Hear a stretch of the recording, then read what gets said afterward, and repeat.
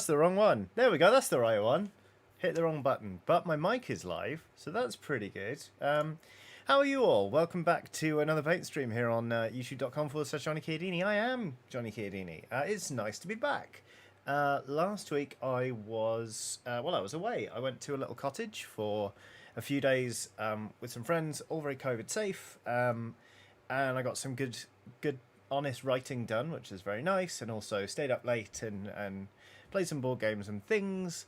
And yeah, I'm back. And to be honest, I'm quite excited to just crack on with some more painting. So what are we painting today? That's a great question. Today we are painting some goblins, little goblins for Blood Bowl, because I am just fully obsessed with Warhammer's Blood Bowl, basically the fantasy version of American football. It is a great game, and currently I'm in a league where I'm playing some dwarves, but in the next season I'm going to be running a goblin team. So I've got a whole bunch of goblins to paint up. So we're going to sort of, I don't know how big of a batch to do, to be honest, because I've got like a whole tub. That's like a whole team's roster, including the sort of evil secret special weapon fellows. Let's see. I'm feeling quite ambitious today, actually. And I don't think these are going to be especially complicated. I'll come to regret saying that later. So I'm going to try and do a batch of 8. It's a larger batch than I normally do, but you know what? Let's go for it. I'll leave out the troll, because that will be a challenge. Is that all the linemen I have out? 1, 2, 3, 4, 5, 6, 7. Sure, we'll do the chainsaw one as well. 1, 2, 3, 4, 5, 6, 7, 8. Great. So, hello to everyone watching. There are currently 115 of you, including Simon Ragg, Doc Eyebrow, James Veerkamp, Kyotog, I don't know if I said that right, Kashtub Chowan, Mini Moocher, Shashwat Sharma, sorry if I said that wrong, Candle Shines, Tuva Hovland, Tim Parker, a whole bunch of you. Welcome aboard. I hope you're all having a good time. I'm also trying out one of the new Games Workshop synthetic brushes, which is quite exciting. I've not tried these yet, but I've heard great things. So, yeah. As you can see, I've already kind of gone at these goblins a little bit. I've given them, I've just coated the skin in a contrast paint just to help speed this up. But I am going to be laying over it with a more sort of traditional goblin green. But for now, I think we're going to start out by painting some honest-to-goodness trousers. And I think for these, I want sort of a nice khaki colour, such as Carrickstone. That's what we'll go with. Googly-eyed Skull says, "Hey up, you look rested, mate." Oh, thank you very much. I feel rested. It's been very nice. Good to see you, Googly-eyed Skull. I was thinking about you just this morning. That's my door and no one's in. I need to get that. Sorry. Hello. Hi.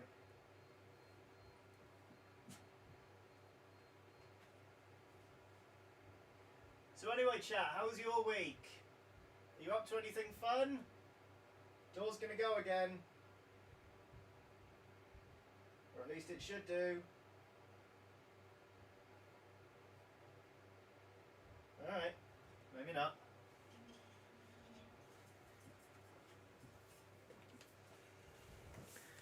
Oh, Mini Mooch has done a super chat saying, "Hi Johnny, how was your day? Whatever it was, I hope your evening will be even better." Thank you, that's very kind. My day's been alright. I've been hobbying all day, actually. I woke up quite late because I was sleepy. I did a food shop for the week. I then made some... I got the green stuff out, and I got out a textured roller. That's a little bit bright, isn't it?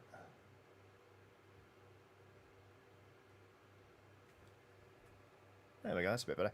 I got out a textured roller, and I made some temple print bases for yet another Blood Bowl team I'm working on. Not this one, I hasten to add. It's been pretty good, thank you. What's everyone else been up to recently?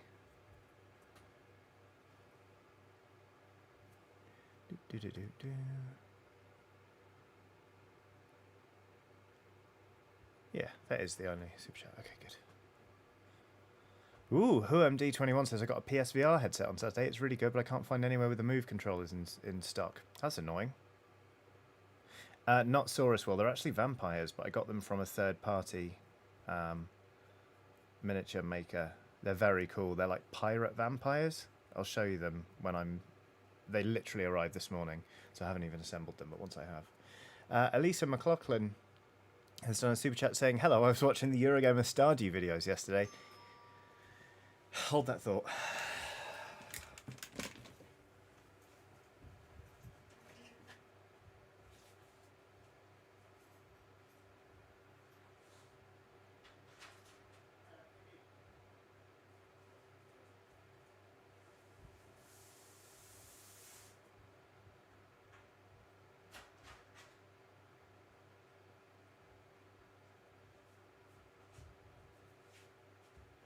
Okay.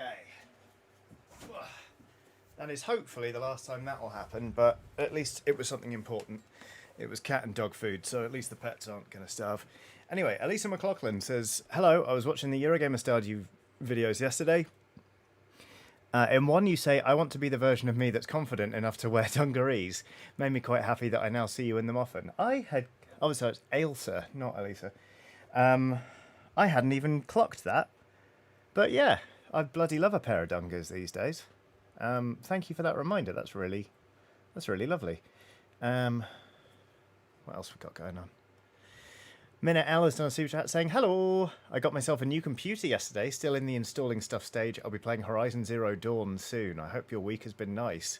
Good luck with Horizon Zero Dawn. It turns out it's an absolute corker.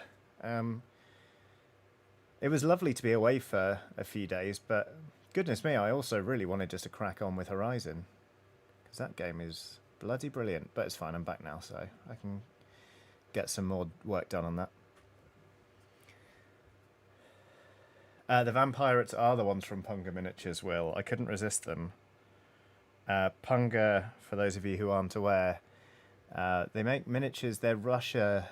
They're based in Russia, so I assume they're a Russian company. But yeah, they make some really interesting sculpts for like Blood Bowl miniatures and other games and stuff. They do have a lot of miniatures that are so close to just official Skaven releases that I don't know how they've been sued into the ground, and I don't know how to feel about that. But they've turned out this team of vampire buccaneers for Blood Bowl, and the sculpts were just so much fun. I couldn't resist it. I just kind of had to go for it because they're pirates, but some of them are also being carried by bats and all sorts. It's tremendously good fun.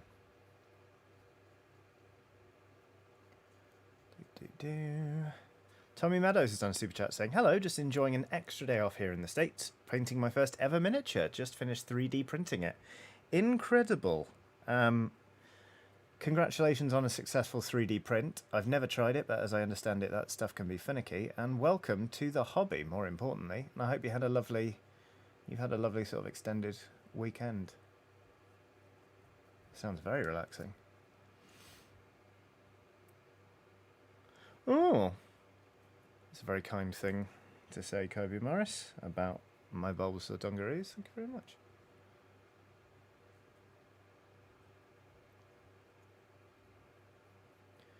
Right.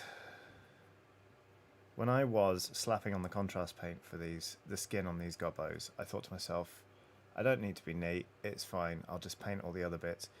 I didn't realise at the time I was going to choose quite a light colour for these trousers. I kind of wish I'd been a bit neater now, because it's going to take a couple of coats to get past this. Come on. Autofocus. See, look, there, that bit. I'm going to have to go back in and really try and cover that up. But that's fine. Painting is meant to be a relaxing pastime, so I should just suck it up, really. Tommy Meadows says, 3D printing has proven quite difficult. My first 2 attempts outright melted from the waist up. Yikes! Yeah, that does sound like a problem. I have to say, I'm quite relieved that I haven't once been tempted to get a 3D printer of my own, because I just shouldn't get one. I think it would tip me completely over the edge and I would be buried under a pile of unpainted miniatures. If you can just see something and go, that's nice, buy the STL and have it by the morning, printed in your own home, dangerous territory. So I'm glad I'm not that fussed. Of course, in the future, we'll all be using replicators and sort of 3D printers, like something out of Star Trek or what's that book? A Girl's Illustrated Primer by Neil Stevenson, but it's got a different name. Sci-fi stuff, you know, or The Expanse or whatever. Just print out something and toss it in the recycler when you're done.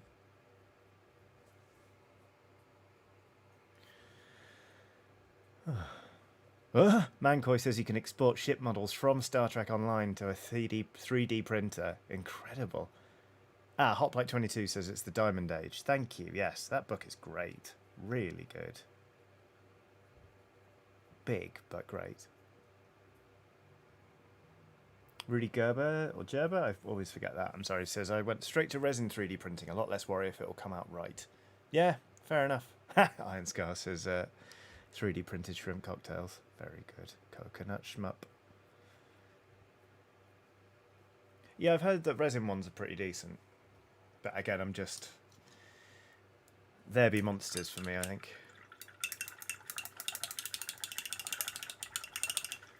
Oh, I forgot to get kitchen roll earlier for when I wash my brush. Tell you what, the synthetic brushes, A, behave pretty well, but B, there is nowhere to hide if you lose some paint in there, because that will show it up immediately.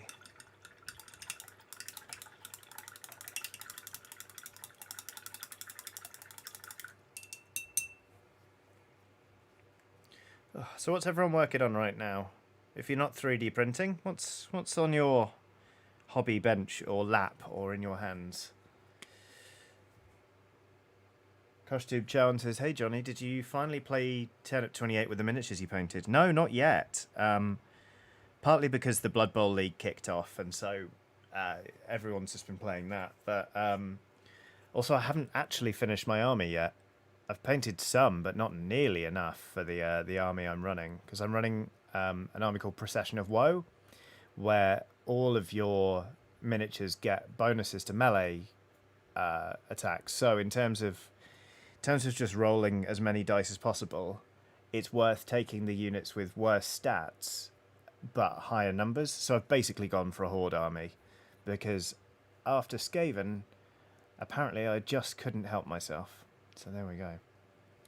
What's everyone up to? Sven Hanneman says Necromunda, still Cursed City, and I have Eldervale, which I might paint. Lovely. Oh man, yeah, I need to crack on with Cursed City. That's fallen by the wayside as well. Turns out Blood Bowl is a really all-encompassing obsession. Oliver Hall has done a lovely super chat saying, hey Johnny, just wanted to say thank you. Your openness about mental health over the years has helped me hugely, and more recently your coming out as non-binary helped me to come out as pansexual. Oliver, that's great news. Congratulations.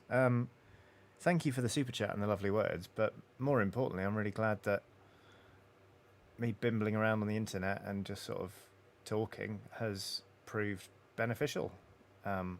It's a really lovely feeling, and it makes me feel really privileged to be able to do this for a living. So yeah, thank you so much. And again, congratulations on coming out as pan. That's great. I hope it was a joyous experience more than it was a difficult or scary one. Ooh, James Veerkamp is painting my Stegodons in between packing to fly to LA for the week. Delightful. Imagine that. Getting on a plane and flying somewhere. CookieCat94 has done a super chat saying, testing some new dice molds, and while waiting for the resin to cure, I'm assembling a mini kitchen. Does anyone know how to wire tiny LED lights? This sounds interesting. What is this? If you can say CookieCat94, obviously don't super chat it, but let us know, what is this tiny kitchen for? Because that sounds fascinating.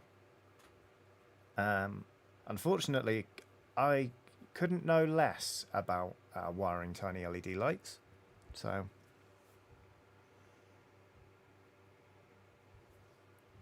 Kobe Morris says, hire a tiny electrician. There you go. See if there are any borrowers about. Is that a reference people still get, the borrowers? I'm sure a few of you will get it, but I imagine it's not that widely known anymore, thanks to the ravages of time. Thurxer2 says, "Hey Johnny, any news for the latest D&D games you are a part of?" Well, the Ox Venture is continuing. There was a new episode just yesterday, I believe, and in terms of D&D games I'm a part of, that's it.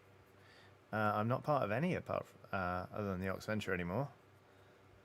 So it was a brief roundup, but yeah, it's there are new episodes coming out at the minute while we're doing the Orb Apocalypse saga, which is sort of our current narrative arc. And yeah, that's about it.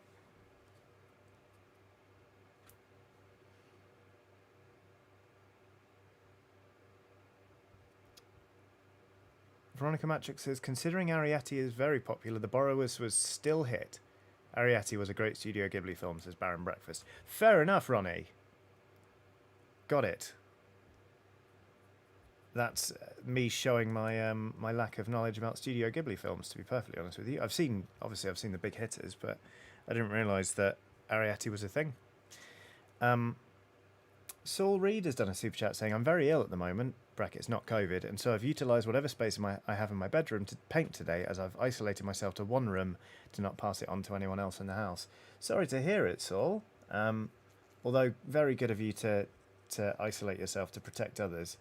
That sounds like a real drag. Obviously, very glad it's not COVID, but other illnesses can still be unpleasant and irritating. So I hope you recover very quickly, and that the painting goes well. At least you're, kind of cooped up doing something you enjoy. It's a good sign. Ooh, this is a lot of brown, isn't it? Trousers, trousers, trousers.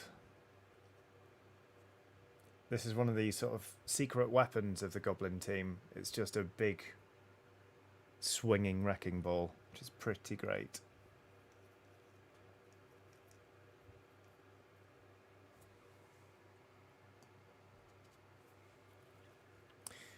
Martin Cox says, "The last two episodes of Orb Apocalypse have been chaos." You're telling me? Just you wait. Doesn't get any less spicy. CookieCat94 says, "Trying to get back into making doll furniture as a sideline, and figured starting with a kit would be a good refresher." That makes a lot of sense. A tiny kitchen with tiny LED lights. Remarkable. I mean, I've often thought about putting LEDs in sort of, say, Warhammer terrain.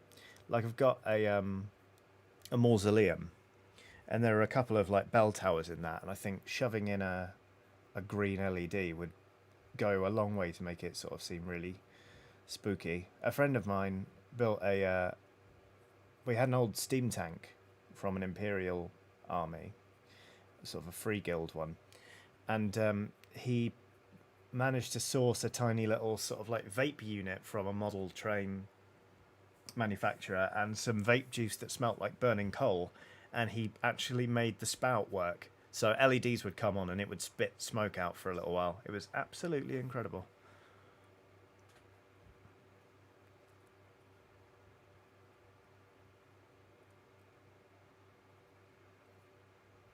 Ooh, Chaos says, "If you need any pointers, send me a PM. I've been sticking LEDs in minis for a couple of years now." Chaos, I would like to know what some of the minis you have stuck LEDs in are, please, because that sounds bloody great. Don't know why I tried to sound like a teacher then. Show the class. But there we go. Eleanor Hodge says, "Thank you for the book recommendation of the Gentleman Bastard sequence. I've been listening to the Lies of Loch Lamora this week while I was having to isolate, and it was great." It's a really good book, isn't it?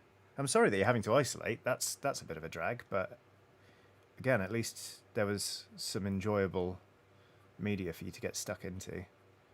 Yeah, the Lies of Loch Lamora is bloody brilliant. It's been years since I read them last. I galloped through the entire trilogy thinking to myself that the fourth book was due out that autumn, because that was sort of what the publisher had indicated. But unfortunately, the Thorn of Emberlane, which is the next book in the series, has been sort of delayed a few times. It sort of At the minute, it's in limbo in that it definitely exists. It's just that there's no date on it, and everyone's being sort of keeping stum about it. But that's fine. You know, like I'm not in the business of yelling at authors to hurry up. So there you go. Although there is definitely that thing where a new book comes out and you devour it and go like, "That was brilliant," and oh no, I'm gonna have to wait again, aren't I? Like I've done that with the Expanse books. I've read all of them. I'm up to date. So now the last one's coming out. It's like, come on, come on.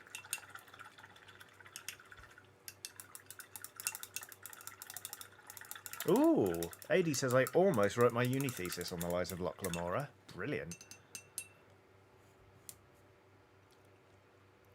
Right. These brushes are great, it turns out, the synthetic ones. Big fan of this. Okay, so we've done at least a first coat on the trousers on these gobbos. Now, they have sort of these armor plates, like here and on the shoulders, and obviously the helmets and stuff, kind of strapped to them. But underneath, they've got sort of dark shirts. Well, they've got shirts, rather. My plan with the armor is to do it in the same colour scheme that I did the troll 2 weeks ago. Sort of red and sort of an off cream colour like this. I'm going to try a slightly different recipe for the red today. I'm gonna go in with terracotta as the base. But instead of diluting it with water, I'm going to throw in some red ink to see what happens there. And then we're going to kind of busk it. But I kind of figured we've got light brown for these trousers. We've got red and cream for the armour. So I might actually go for a very dark brown, sort of a chocolatey brown for the shirts. And then a brown in the middle, sort of a nice vibrant brown for the leather straps, and then red and cream. I think it'll all tie together quite nicely, to be honest. So I'm going to crack on with that. I believe what we used was dryad bark from Citadel, so there we go.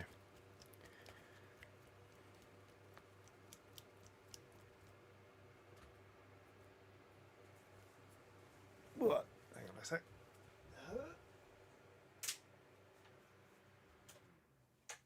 Turn the fan off. Actually, I had a fan going, so it was very warm in here, but all it was actually doing was making my eye water.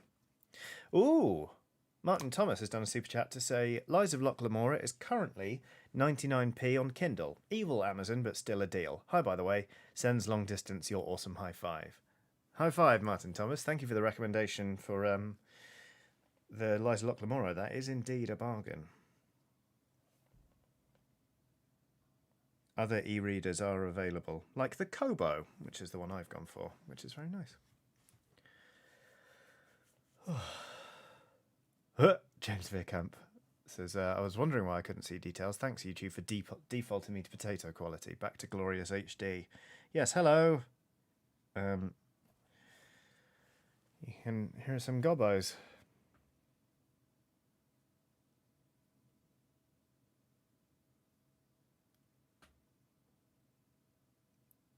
Yeah, I think this is going to work quite nicely, actually. I'll just finish off this tiny bit of shirt, but then I'll show you a nice little contrast between them. Maybe a bit drab, but then hopefully with the red, we can really make these look a sort of rich rather than like pretend army people. Because like gobbos, great fun, love infernal contraptions and sort of running around. I don't really want them to make them look like insurrectionists. That's not really the vibe I'm going for here. Model a load of tiny zip ties on them or something. Oh gosh, the new tier of super stickers just keeps coming. Good Luck or a Quick Death has done a super sticker of everyone's favourite pair that wears a sports headband, riding on a rocket, like doing this, kind of like strange loving it, but the rocket's not going down into Earth. The rocket's flying along and indeed spinning, because at the start the pair's like, ooh, and it does a full rotation, and then it's like, yeah, get some, and then turns and flies off that way. That was pretty, wow, goodness me. Eleanor Hodge says, I made a custom Funko Pop for my Mass Effect Shepard over the weekend. How on earth do you go about doing that, Eleanor?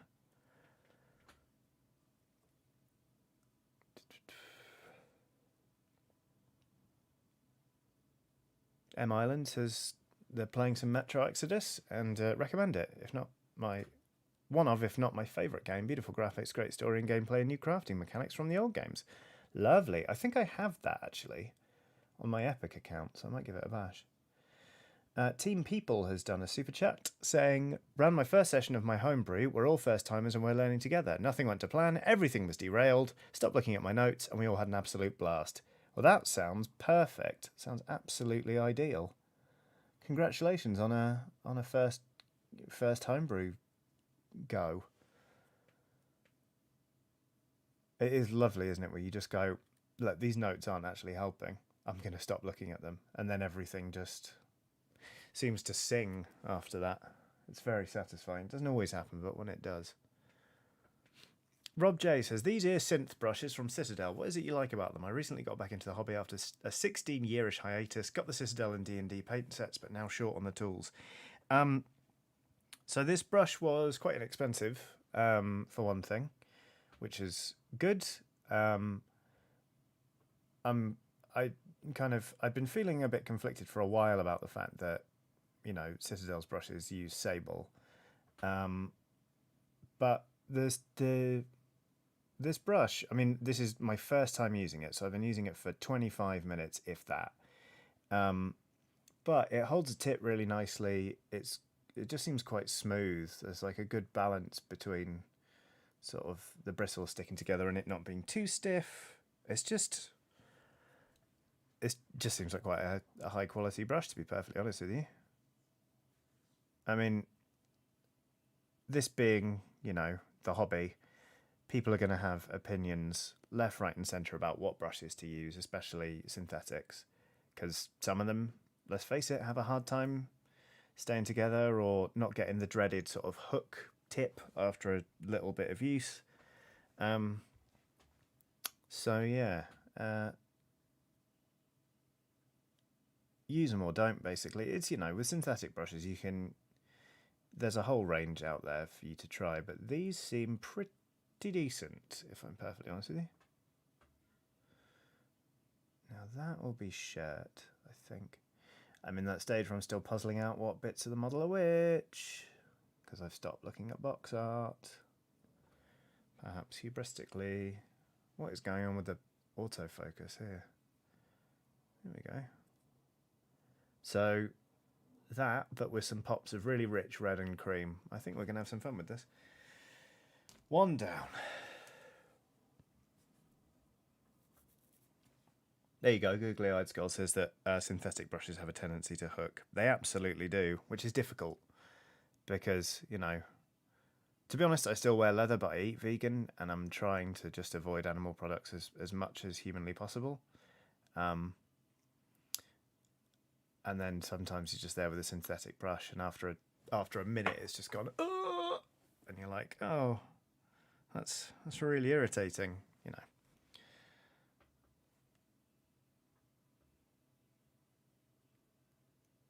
Martin Cox says the best brush is basil.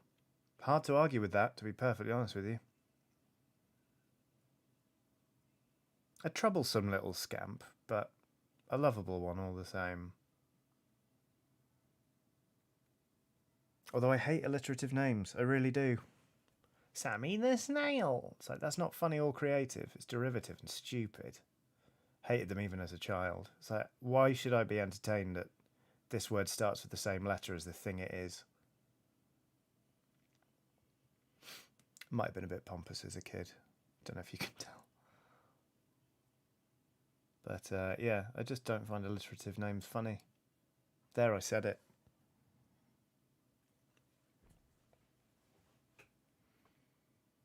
Charlie Stack says, oh my god, I forgot Basil Brush existed. What a legend. Isn't it great when you sort of forget that somebody brilliant exists, or something brilliant exists, and then you just go like, oh yeah, completely forgot about that. So pleasing.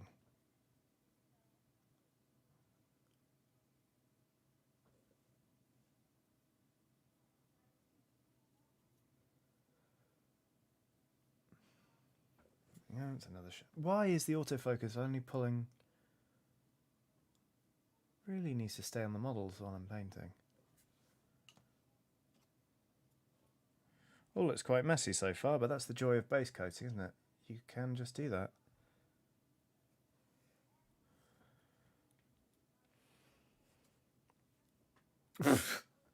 Revolver Rock says, there is a 1 in 26 chance that Johnny will hate your name. I mean, no, it's not like I hate everyone called Henry, because it's like, oh, Henry the Human. But it's like, it's specifically animals. Timmy the Tiger.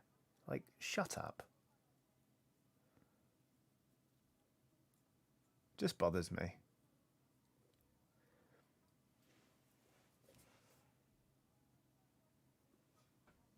Mini Moocher, you're alright as well, because that's a reference to a great song.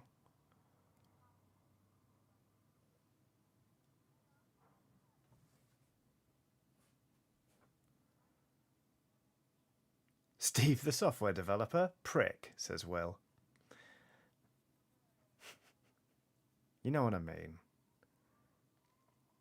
Although I don't eat many more, but Percy Pigs, they are good, in fairness. Percy Pig gets... And fucking Colin the Caterpillar. Like, that's a prime example. But I was also raised eating that cake for, like, most birthdays. So... Okay, we should be back. With any luck. That's really annoying.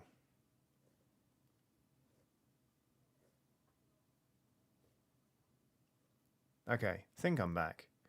Sorry, everyone. Okay, good, back. Yeah, OBS just randomly disconnected. I don't know why. And then it struggled to reconnect, because it's done that once before. I don't know what predicated it, but... Anyway, welcome back. I didn't paint anymore while that was going on, because obviously I was trying to work out what the issue was, so... You know, no harm, no foul, really. There we go. Although, no harm, no foul is not a rule, sadly, that applies in Blood Bowl. Because once a turn, a team member of yours can try and foul somebody else, which is hilarious. And it means you make an armor roll. So you basically get a free chance to injure somebody if they're already knocked down, which is just great fun. However, if at any point you roll a double, no matter what it is, you could roll like 2 6s or blah, blah, blah, blah, blah. Your player gets seen and they get sent off. And that's obviously a bit of a problem.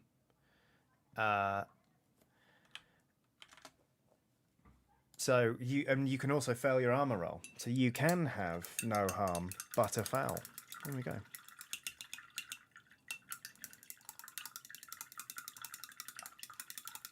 Anonymous says, random linguistic fact. There is a word in Swedish that translates as yes, but is used for disagreeing.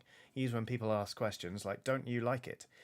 No idea why that popped into my head. Yeah, it's a similar thing in French. Like, si is, you know, it's for when someone's like, surely not. You're like, mm-hmm. So it's si. Cheerful Spider says, ever 3D print minis? Possible to send designs? In a super chat. Thank you for the super chat. No, I don't have a 3D printer. I know people with access to them, but it's never really grabbed me, I'm pleased to say, because otherwise I would be very short on cash and drowning in unpainted miniatures. But thank you very much for the super chat, Cheerful Spider. CookieCat94 has done another super chat saying there's a good reason why it's called OBS. Very, very true. Yeah, not best pleased with OBS today after that little hiccup, but hopefully, knock on wood, it will be our last one.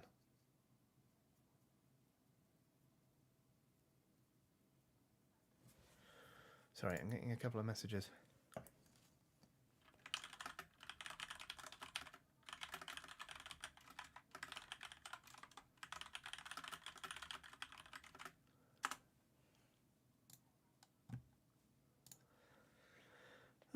The Nice Witch says, afternoon. Hello, The Nice Witch. How are you doing? I hope you're very, very well. I'm painting some goblins, as one does. on a Monday afternoon. It is very bloody warm in this room, I have to say. I kind of wish I'd worn shorts today, but I like wearing shorts, so there we are. Who is messaging me?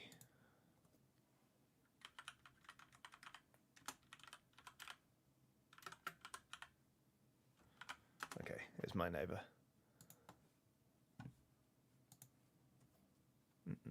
All is well, though.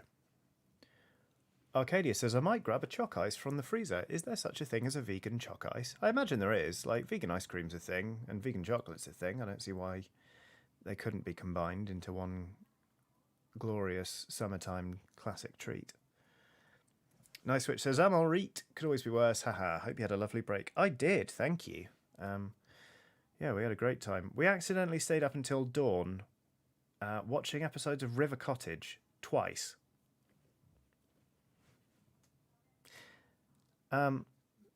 Don't know why. I think just genuinely because when you're like sort of you've had a bit to drink, River Cottage becomes hilarious because some of it is very outmoded.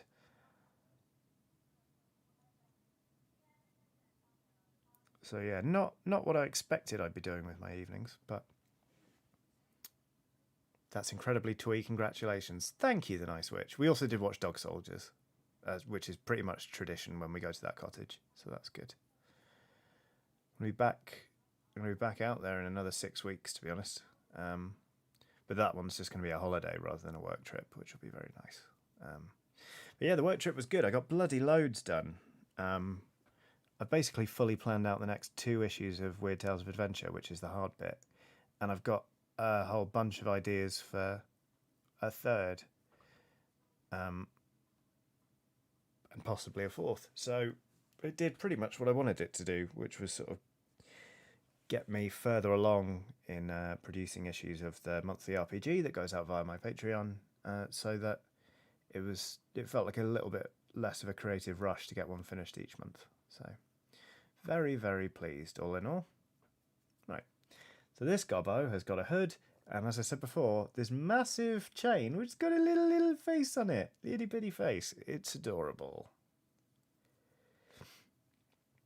With this one, you can't control very well where this this model goes because it's basically a light little gobbo throwing a massive chain around, but they can absolutely smash your opponents to bits, which I'm very much looking forward to doing.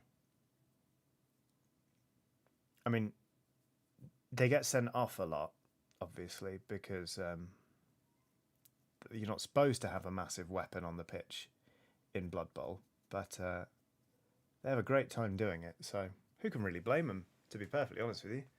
Right, that's another shirt done. Halfway through doing the brown tops.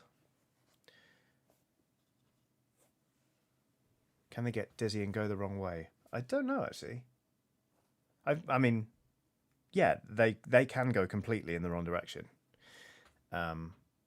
Will says, just your opponents? That's handy. I don't actually know whether they can do friendly fire stuff. I should really read the rules a bit better, but in fairness, I'm running a different team right now.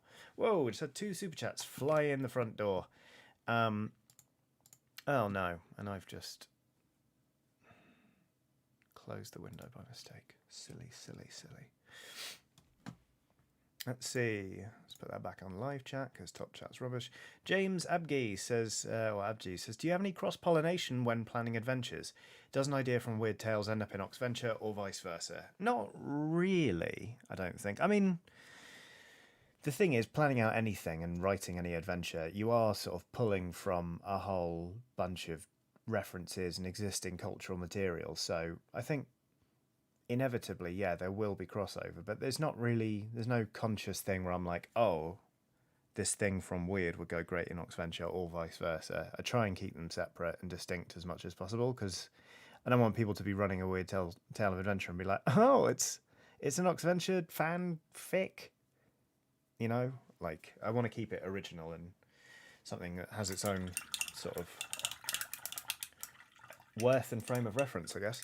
Burrito's on a super chat saying, hi Johnny, how are you? I hope you had a lovely retreat week. Wanted to share that I finished Darkest Dungeon for the first time this weekend and to say amazing job on the recent Oxventure episodes. Thank you very much for the kind words, Burrito, and for the super chat, but more importantly, Congratulations on finishing Darkest Dungeon. That is not something I have ever done. It's something I would like to do. Oh, there was some kitchen towel here. Great. I've never done that, but I would like to give it a go. Maybe I should just really knuckle down and try and do that sometime. Because it's very good, and I kind of want to get a bit further with it. I'd preferably finish it before the second one comes out. Jenny Scott has done a super chat saying, feeling very nervous is going for my first weigh-in today, as I'm currently sworn off treats. Please treat Watson for me. Thank you very much for the super chat, Jenny. I will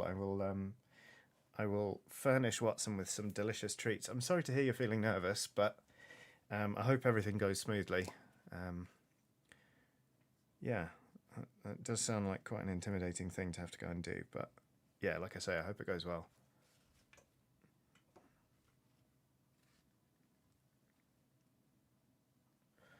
Right, wash the brush again.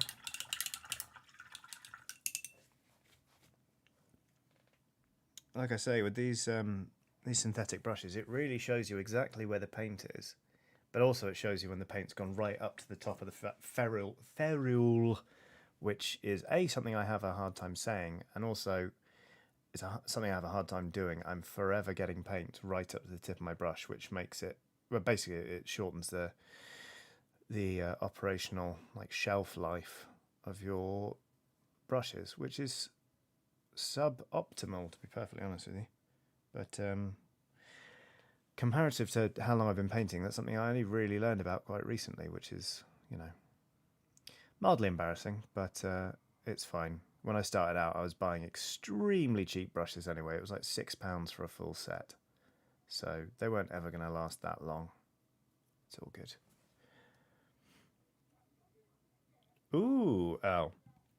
Silent Cobb says it was posted that Set a Watch Swords of the Coin is done being produced, but current shipping costs are making for an uncertain release. That's annoying. That is because I'm really looking forward to that sort of, not expansion, not quite sequel, but somewhere in between. Standalone expansion, I guess you'd call it. Set a Watch is one of my favourite co-op tabletop games.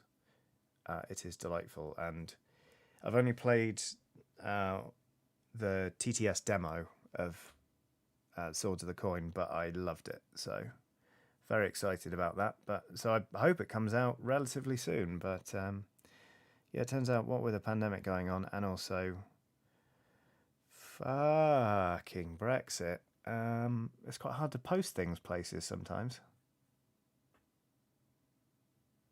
which is annoying.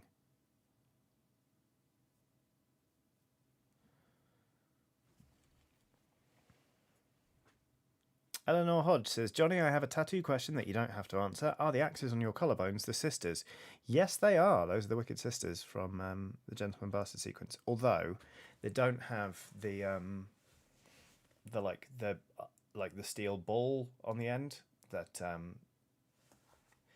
the Wicked Sisters have in the books, but very much they are at least inspired by the Wicked Sisters. So even if they're not a perfect reproduction, I refer to them as the Wicked Sisters because I bloody love those books. Well deduced, I have to say. What's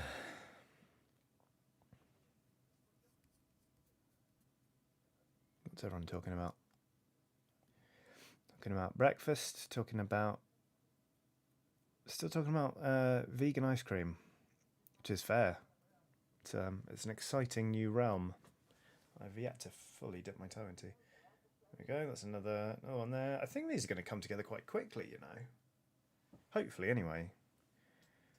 See how quickly I can sort of block in all the colours. And then what I want to really focus on with these models is the red and the cream, but also the skin.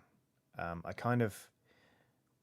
of the reason I'm sort of doing the trousers and the undershirts, A, quite quickly, and B, just in sort of muted colours, like shades of brown, it's because I want them to fall away a little bit, and I want the other details to really stand out. So I imagine the rate at which I'm painting these will slow once I get onto those sort of bits of metal and also the skin. Because Goblins, the Games Workshop Goblins, are such interesting sculpts. They've got so much character in their faces. Like, you can't really see it because it's not properly painted yet, but they're just sort of just weirdos. Their sort of drippy noses and their snarls and their weird grins. I kind of love them.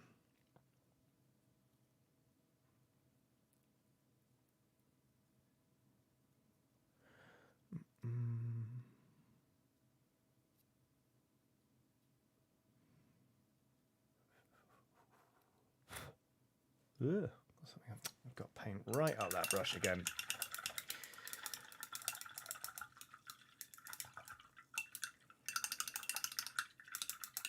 Ah!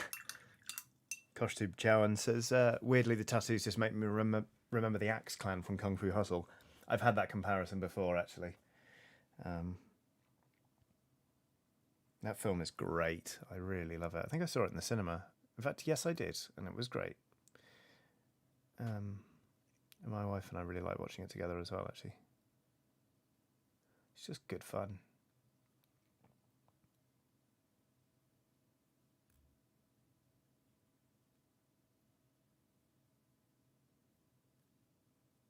And the soundtrack is banging. It's really good. Can highly recommend.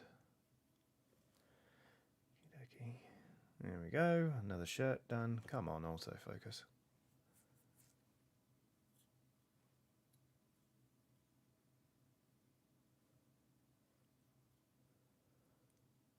Emma Benton is in the chat talking about hot sauce on eggs. How are you doing, Emma? Apart from the having had too much hot sauce on your eggs recently? How are you? It feels like I've been away a lot longer than I actually have. I only missed a week of streaming. And yet, it's funny, getting back, it was the first time, excuse me, the first nights I'd actually spent away from this flat since moving in. Coming back to it, everything felt shiny and new again. It was like, ooh, sort of spent a while walking around getting reacquainted with my home, because we've only been here a few months. So that was a nice surprise.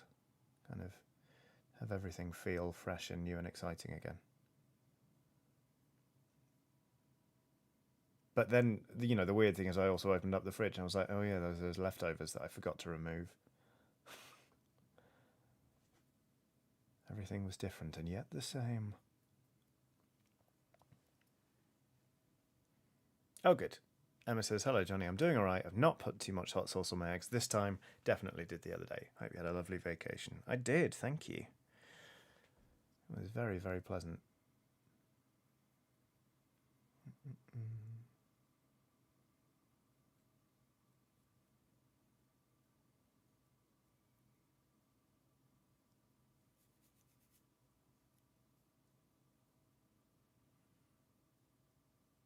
What's that bit?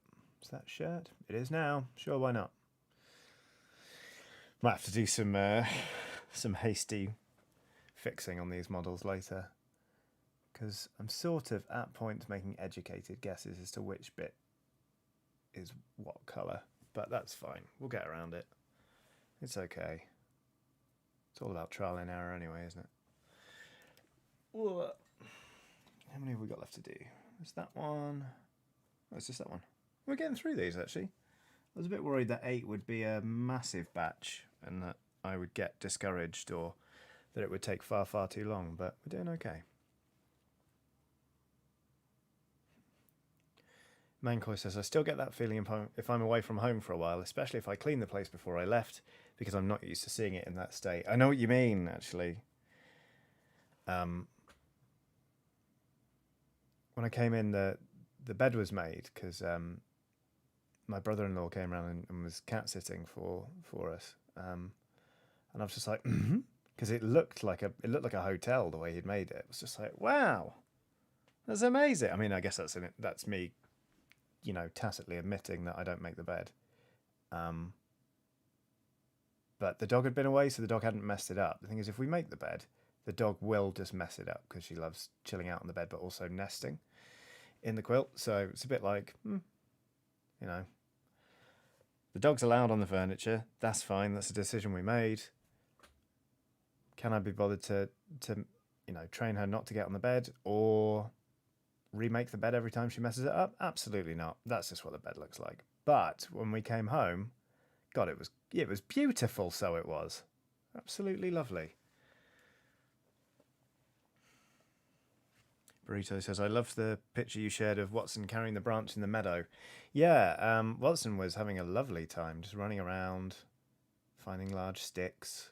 She sniffed a horse's face, and then the horse got spooked. So then Watson was sort of backed up quickly, which spooked the rest of the horses in the field.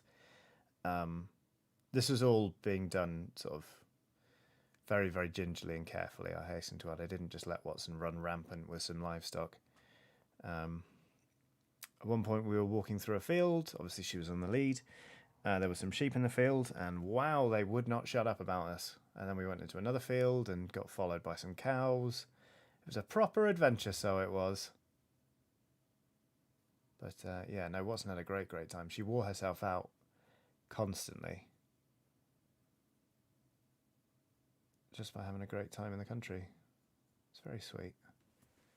Especially in the evening, she'd be dead tired, but she'd want to stay up with us, so she'd be there like, "Oh, I'm not sleepy." It's like, you really are, dog. You're going to sleep right now. All right, that's another of these shirts done. So far, these look like bad, like they look terrible, but that's kind of one of the beautiful things about painting, is that things look terrible when you start out, and then slowly but surely they start to look good. So yeah.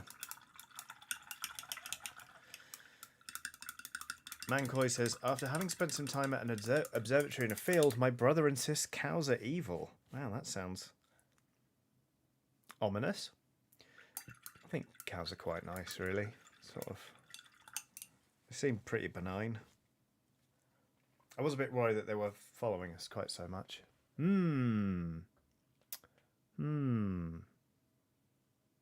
What's the tip of this brush doing? Because it looks like it's starting to hook over. To be perfectly honest with you. We'll see how this goes. West Coast Weaver says, all art has an awkward teenage phase. Very true. What am I going to do next? I think I'm actually going to do the gloves next. What colours do the gloves?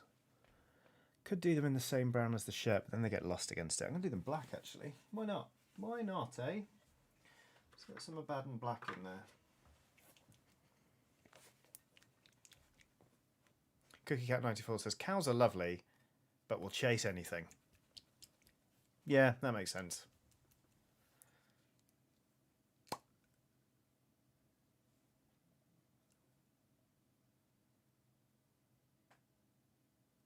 Okay. All right. Got some black on the palette.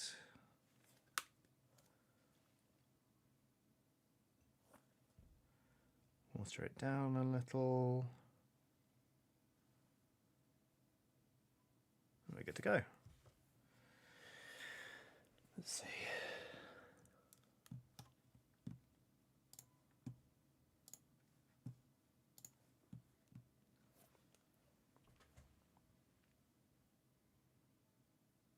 Lots of people saying cows can really mess you up if you get between them and their calves. Yeah, that's fair. In fact, when we were in the field, the only things that were following us were the calves, and I was a bit worried about that. I was like, hi, you're probably just curious, but, you know, if this escalates because you've scared us or the dog, or you get scared, we're going to be the ones suffering. So please, lovely calves, with all the love in the world, piss off. But it was fine. They left us alone after a minute.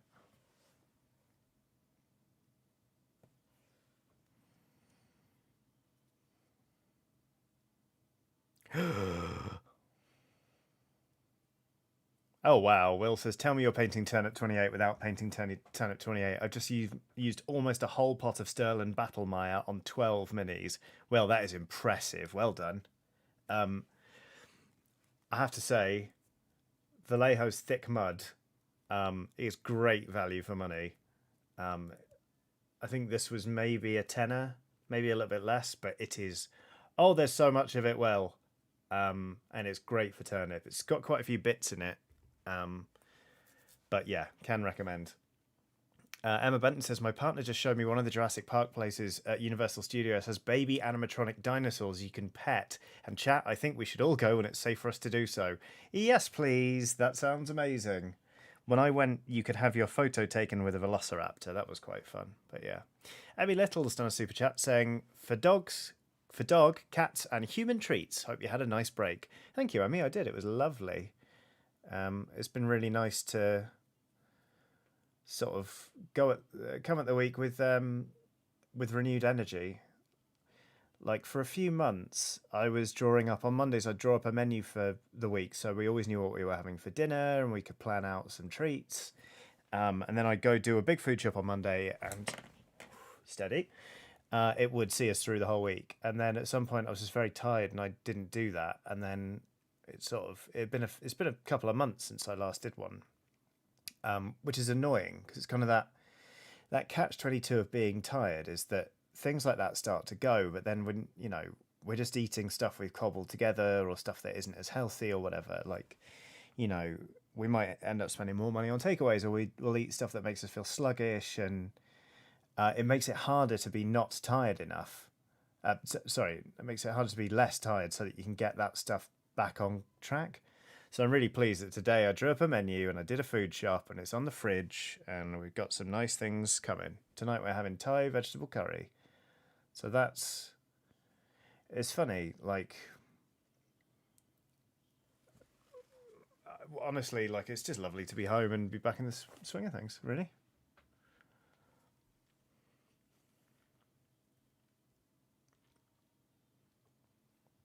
There we go, done the gloves. These look bloody awful so far. I'm honestly quite proud of it. I think once I've blocked in all the base colours, they'll start to make sense. But yeah, currently, ooh.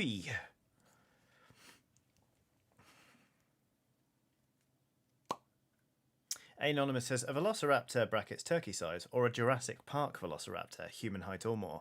It was definitely a Jurassic Park velociraptor. It was very tall indeed, but it was a really cool animatronic that made all the right noises. And to be honest, the best bit was the handler, who was absolutely hilarious. She was just like, she introduced the velociraptor and then was like, form a queue if you want to get your picture taken with the velociraptor. It's all perfectly safe. You're like, la la la la la. And then I walked up and I had longer hair at the time. She was like, well, well, we feed these velociraptors a lot of goats, to be honest, and I'm not entirely sure that you're not about to get attacked here because you look like one. It's just like, oh, like, I really hope outside of working at Universal, she's a comedian, because she'll go far, because she was just so quick off the mark with everyone. It was absolutely bloody hilarious.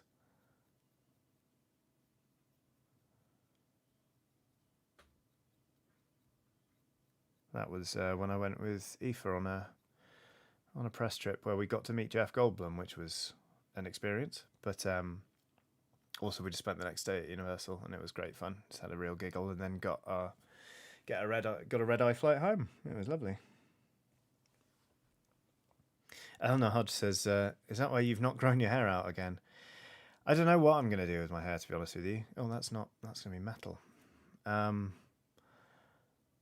It's a compelling reason. Oh, that's not a glove. They're not wearing a glove. Okay, don't paint any of that black. Okie dokie. Sometimes I miss my long hair. If I could click my fingers and have it back down there, I absolutely would. But the middle stages, oh my goodness, they're awful. So I kind of... I've just been maintaining the buzz cut because it's easy. Like, I hate getting my hair cut. I hate sitting in the chair and having that interaction. It's just not for me. So the fact that I can do this is great, especially, given, COVID and all that kind of stuff. And sort of, even though restrictions are going to lift here, I still don't feel comfortable going and getting my hair did. So I'm going to maintain the buzz cut for a bit. And then, I don't know, maybe I'll just wear a hat all the way through the middle stages until I got long hair again. Who knows? Revolver Rock says, is that the Universal trip that became a vlog? It absolutely is. Yes, well remembered. Aoife tried to drag me into the Hogwarts bit. Successfully, unfortunately, but there you go.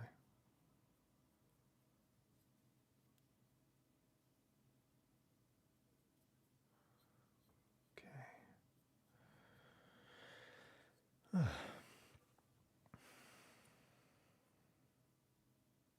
Mancoy says, most of the reason I have long hair is a hatred of haircuts. I've not had one in over 12 years. That is good going. Impressive. I went through a long period of cutting my own hair when I had sort of an undercut on both sides, so I looked like a badger, basically. But then I'd cut the top and get my housemates to do the sides, and that was fun. But yeah, we'll see.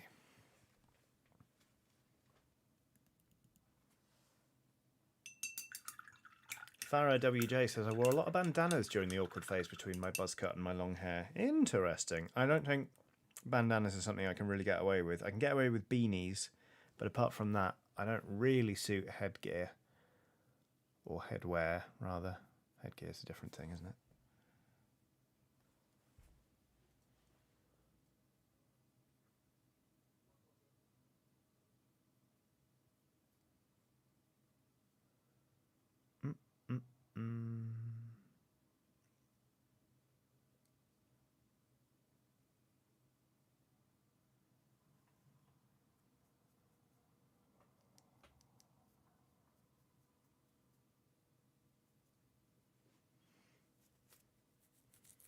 Abby Marie says, I'm terrified my province is going to do away with masks soon. Some of the neighbouring provinces have. Yeah, it's a very real fear, isn't it? It looks like all of the restrictions are going to lift this month in the UK, and I thought I'd be happy when that day finally arrived. But to be honest with you, I feel like that day is coming a lot sooner than it should, because cases are still going up. There are variants to tackle, and so on and so forth, and it just feels too soon to say, sod it. You know, so we'll probably see more restrictions again come autumn and winter. It's all very dispiriting. I'm going to keep wearing a mask on public transport and in sort of indoor public spaces, but I don't look forward to people being like, "Oh, you take your mask off." Like it's going to be pretty unpleasant, but you know, my body, my choice, really. So, Nick Jeffries on a super chat saying, "Hey Johnny, just joined now. Work is done. Hope you had a nice holiday. I think you should paint one of the goblins blue as it identifies as a Smurf." I will not do that. I don't think. I used to love the Smurfs as a kid, but I actually find them quite annoying now. Which, to be honest, not overly surprising. They are quite irritating. But thank you for the suggestion. I'm sorry that I won't be following through on that one. Right, this one's got quite big gloves with bits of metal on them, has he?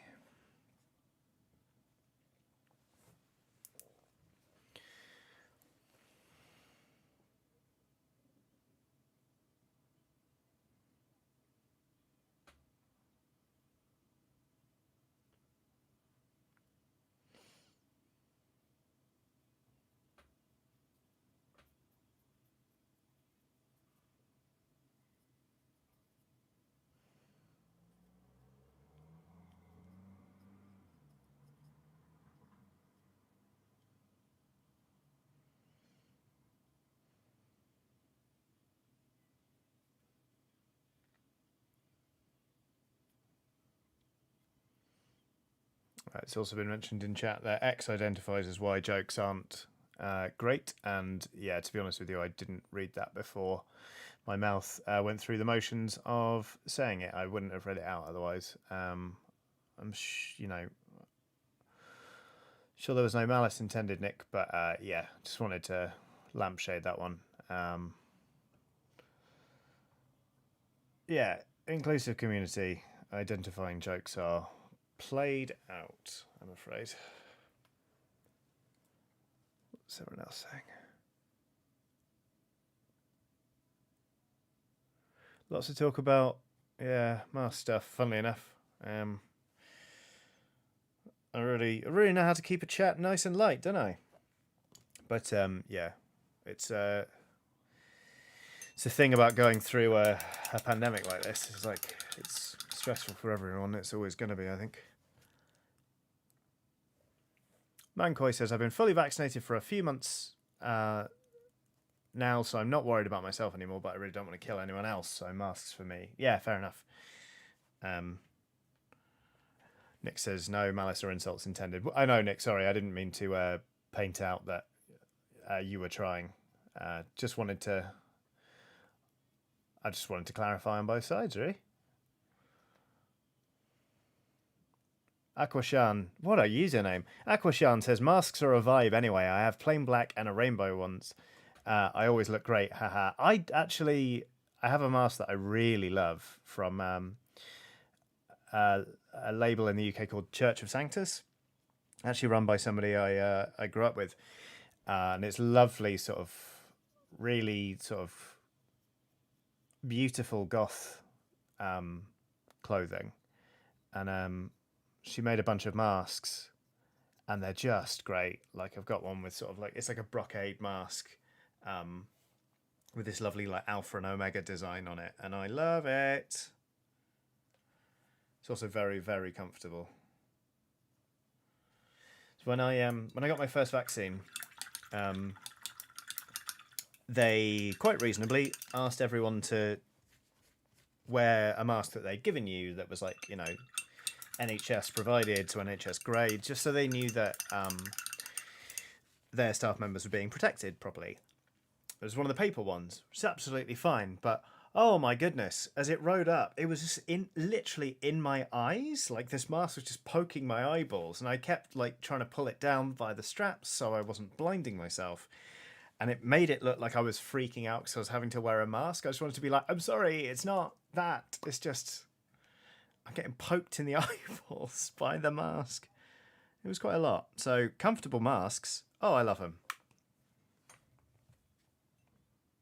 My hope is that people are going to be just sort of cool about wearing masks. Like, say, in cold and flu season, if you're on public transport and you've got a cold, I think that would be really nice to sort of make that a more common just sort of convention here. Because I know sort of in a lot of other countries, people will voluntarily do it. And I think it's really nice. But I kind of feel like there's a lot of sentiment in the UK that's like, enough's enough. We want our freedoms back. So I'm not super hopeful on that front, if I'm perfectly honest, but you never know. It's another glove done. Why is it really focusing on my beard? It's really annoying. Charlie Stack says, the issue I have is it's steaming up my glasses. Oh, God, I know what you mean. If you wear glasses and a mask at the same time, you may be entitled to condensation. One of my friends got me a cloth, actually, that stops your glasses fogging up. And I was like, sure, okay. And I rub my glasses with this little piece of fabric, and it'll stop them steaming up. And I put them on and literally went, what the fuck? Because it was amazing. It properly worked. Although I think, let's say a bit of dish soap will help, or just spitting in them.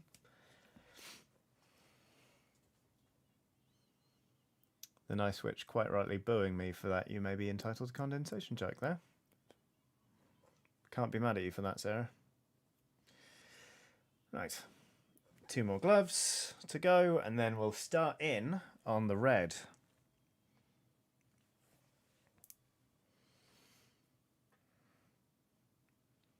Arian says, with mine, I never had too much problem with fogged up glasses. It depends a lot on the mask you're wearing. That's true. I've got a mask that's got a really robust nose strip, so you can properly build a seal around there. And that's been pretty good. But my favourite mask does fog up my glasses. But it just means because my eyesight's not terrible, I've taken to just removing my glasses when I'm wearing a mask.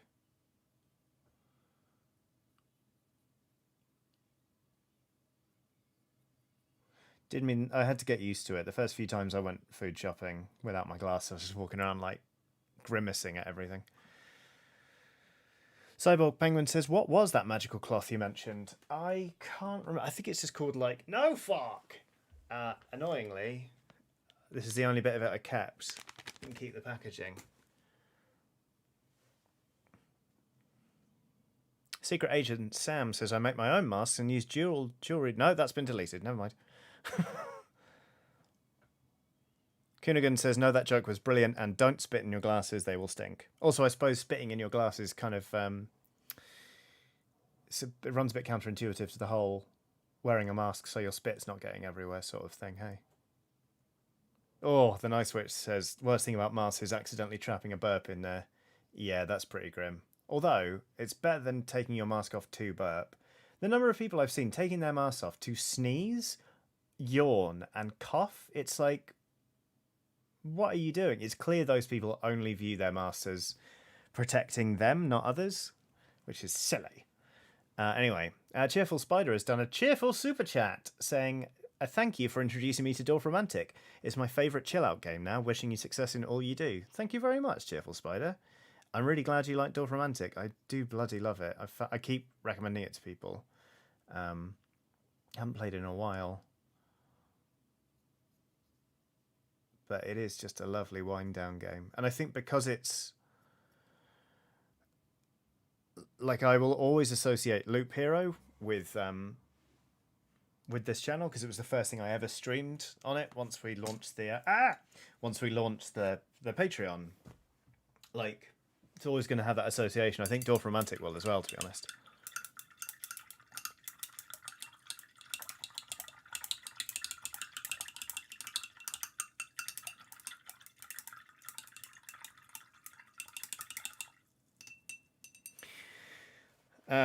Daymosen? Or Daymoxen? Sorry, I'm getting your username wrong. It says, my beard feels foul after wearing a mask, but I can always moisturise it afterwards. That is... wearing a mask over your beard is tough. It makes mine ache, because it's like it holds all of it, but in an unnatural position, so it's like the follicles start protesting. I'm just being like, I hurt. And the worst thing is if you get some of it in your mouth, or like, sometimes I'll put a mask on, it'll just go like that. And I'll end up with my beard over my mouth, and it's fucking horrible. Oh, here we go. Secret Agent Sam says, I make my own mask and use jewellery wire along the top. It's very malleable. Sorry for deleting. I hit send before I was done typing. Like a lemon. That's fine, Secret Agent Sam. Jewellery wire is a good plan. Just, yeah, because it is super, super malleable. I imagine it gives a great fit. That's a good idea. Okay, so, where are we up to? I think I'm going to start in on the red, you know. But before that, I'm going to get a glass of water, because I forgot to do that at the start of this stream. My throat is a little bit sore, so I'll be back in about 20 seconds. I'm not even going to take us to the Be Right Back screen. I'll just be back. Hold on.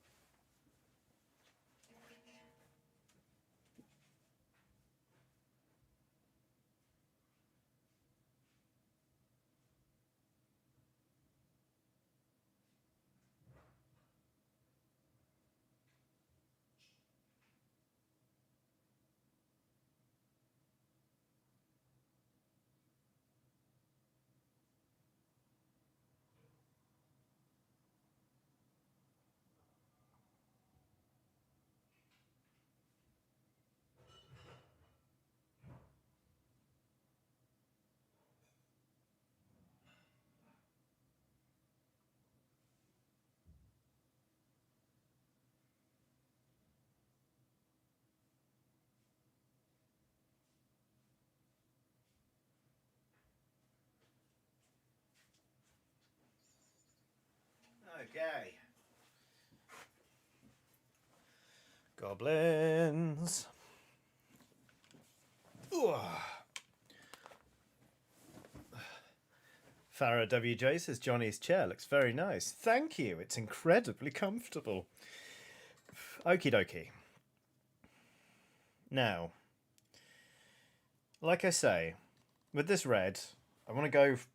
I don't quite know what I'm going for yet. But I'm going to try using this terracotta colour from Vallejo. to see how it comes out. It looks very dark in the bottle, but I think on the palette it might be a bit more vibrant. Ooh, no, that is true enough. That there, come on. It's quite a rich terracotta colour. But what I'm going to do, just for shits and giggles, so I'm going to water it down. I'm going to water it down with a drop of red ink, just to see what happens. But first, we've got a couple of super chats to get through. Robert Griffin has done a super chat saying, "I need DM help, my players. I need DM help.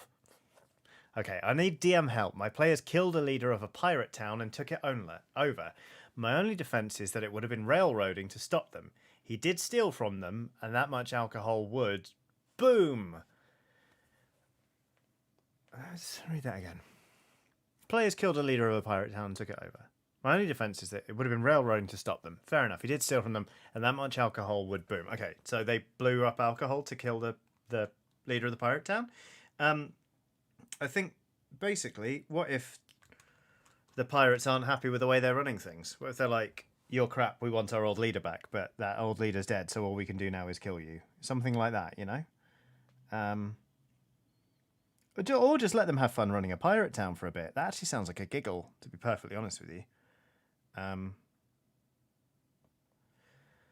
If you're worried it's going to make them too powerful, just, you know what, swamp them in the minutiae of running a pirate town. Being like, "Arr, we're pirates, but we still need to work out where all the food is coming from. Arr." You know, stuff like that. Just make it tedious for them, basically. Oh, this paint's very, very, very translucent, isn't it? Guess we're doing several hundred coats of this. Hot Shame has done a super chat. What a good username. Super chat saying, "I've been working at the main Tesco store in my town all through the pandemic, and I never thought that I, brackets, a then 21 to 22-year-old, would ever have to tell a 40-plus-year-old to leave the toilet roll alone." Wow. Yeah, that's... You know what? This pandemic has taken us all to some interesting places. Admittedly, it's not taken me to having to yell at somebody over 40 years of age to leave the toilet roll alone, but wow, yeah. Burrito says, "I love these Vallejo as a wild card intermissions."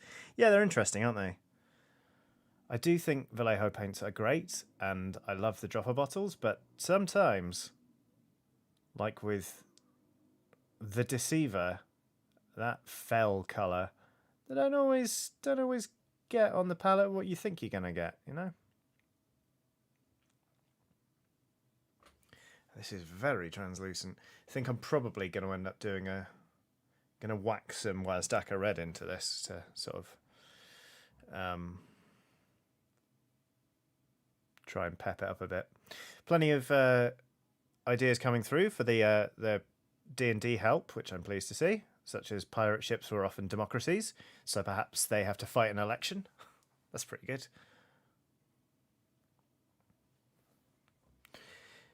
RV Dammit says, "Have you tried Monument Hobbies Pro Acrylics yet?" No, I haven't. I don't think I've even heard of Monument Hobbies. Or Monument Hobby, rather. I'll have a look. Especially if they come in a dropper bottle. Num num num, delicious. Wow, this paint's not going on how I wanted it to. But that's fine. Okay, we're going to do... What is that? Oh, okay. All right. I see what that is. I'm going to do this bit of the helmet red, and we'll do the little peak cream. So it's like that.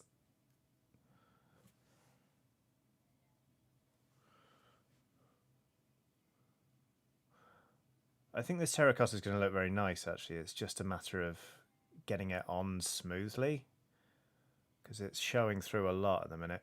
But hey, I did say that the rate at which we're painting these is probably going to slow once we get to this bit, so at least I was right there.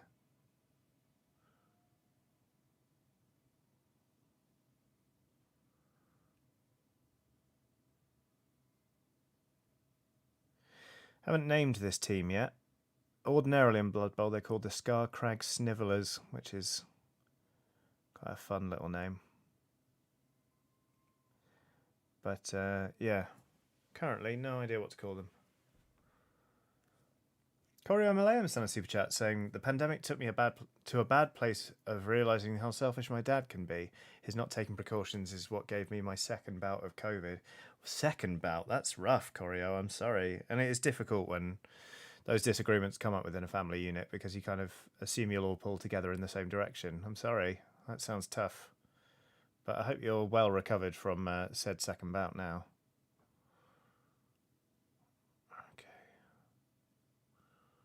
I just dipped my brush in my drinking water, so that's good. From now on, I'm drinking my paint water.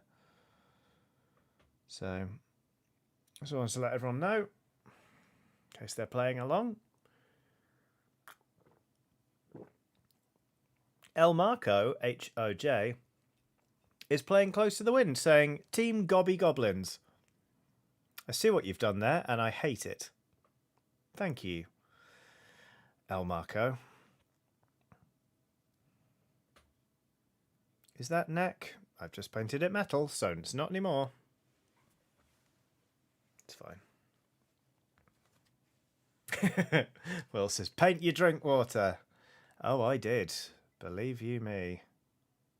Right. Another coat on these shoulder pads. Okay. This is the colour I think I've been looking for. Now it's coming through richer. I'm a big fan of this. I think these guys, this whole team's going to come out fairly dark, but I think that's okay. How about the gobsmackers, Gobby McGoblin's face?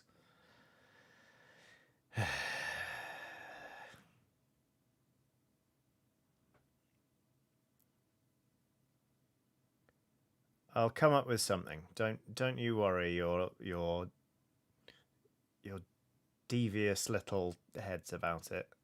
I'll let you know what I come up with.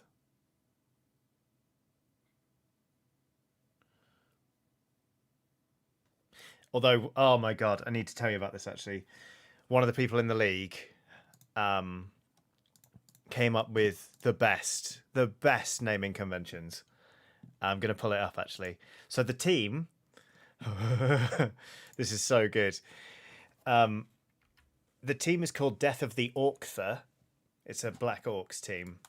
And I'll read you I'll read you out the player names here. We've got Evelyn Waugh, Gabriel Garcia Marquez, George Orkwell, Corm Orc McOrkthy,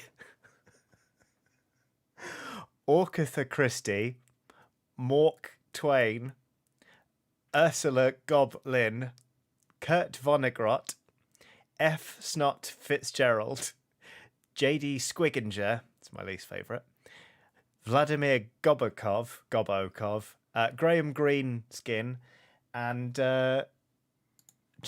Trollkin. Just incredible.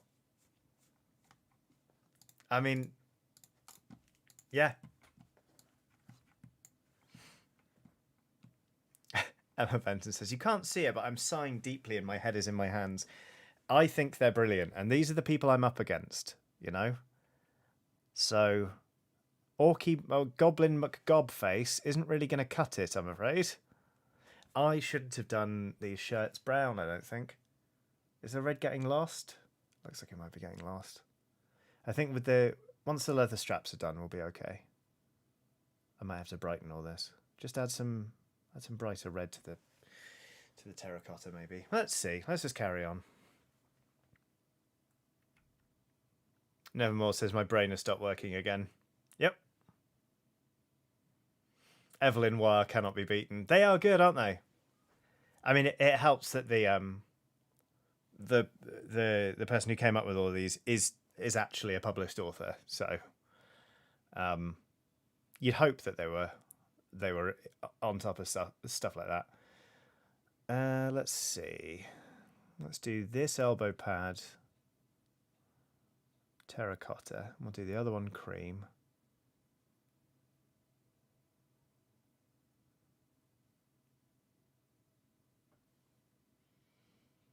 Do you like this colour though, it has to be said.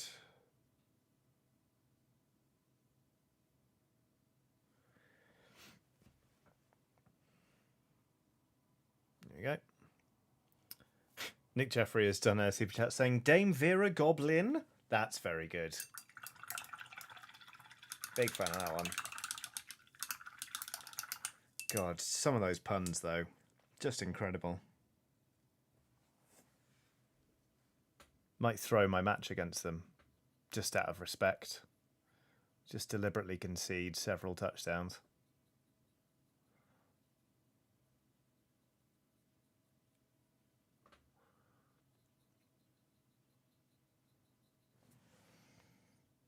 Completely missed this glove, so I'm just quickly going in and painting that, and then we'll be on to the red armor on the next gobbo. It'll be fine. It'll be fine. It'll be fine. Oh, I want to do a bit more red actually. Jeff Goblin, very good. Cruella Goblin. Dame Moody Hench. We're straying quite far from authors here, aren't we? Thomas Castman says, surely the proper show of respect for such a team is to give them a fight worth writing home about. Okay, fair enough. It's a good shout. I'll play my little heart out with my lovely dwarves.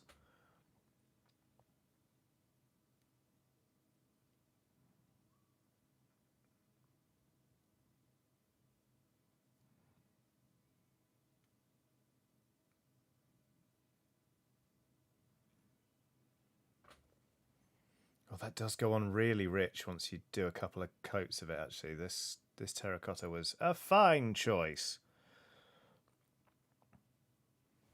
If they look a bit dark, they look a bit dark. That's fine. Not bothered. Oh, Jack Wood says, Mark Z. Daniel Grotsky.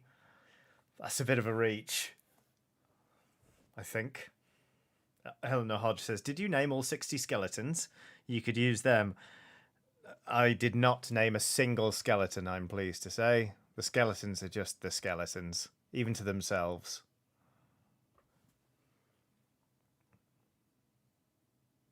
Okay. Put that one down. Move on to the next one. Now, let's do that one last.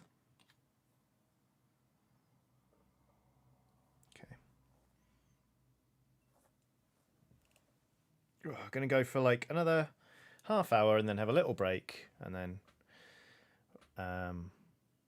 we'll carry on painting these lovely little goblins for Blood Bowl.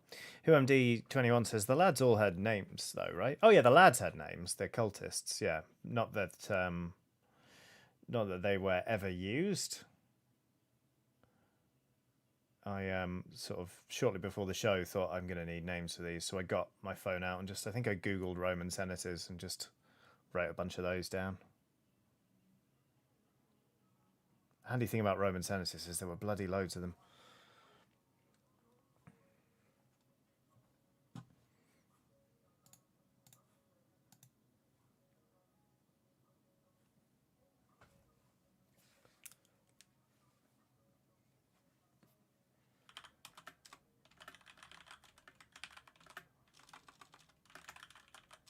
Sorry.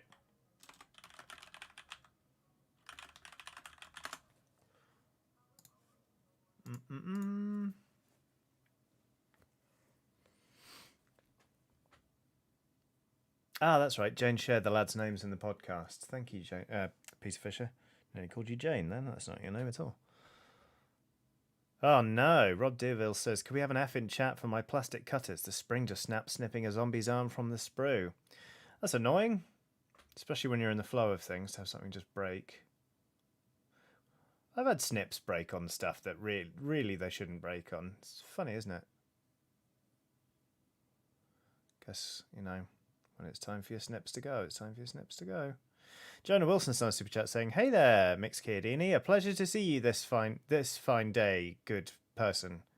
Smiley face, smiley face. Thank you very much for the super chat. That's lovely.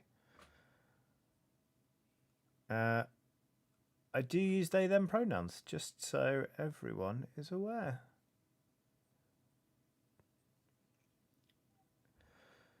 What's everyone up to this week then? What's everyone got going on? I'm obviously doing the normal things. I'm streaming on Thursday. I'm recording some Preston Chiodini. I'm working on the next Cooking with Chiodini. That'll be going out this month.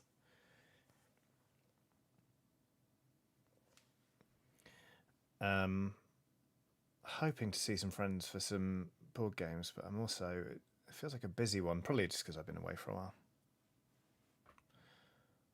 Eleanor Hodge says, is Sire gender neutral? I don't think Sire is gender neutral. I could be wrong on that one, but...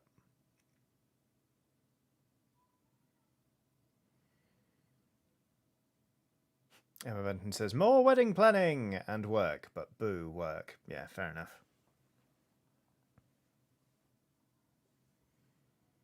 Steve Anderson says, I'm still trying to wake up, not going successfully. I kind of feel you on that one, Steve, even though it's 5:30 here in the UK. I don't feel particularly awake. I'd murder an iced coffee if I had one.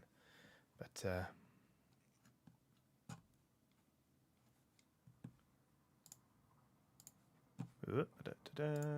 why are people still messaging?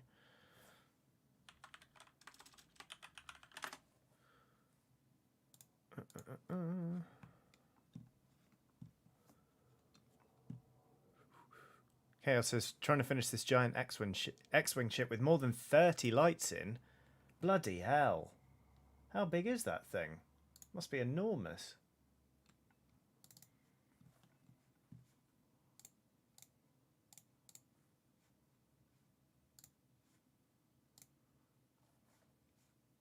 Where's chat gone? There's chat.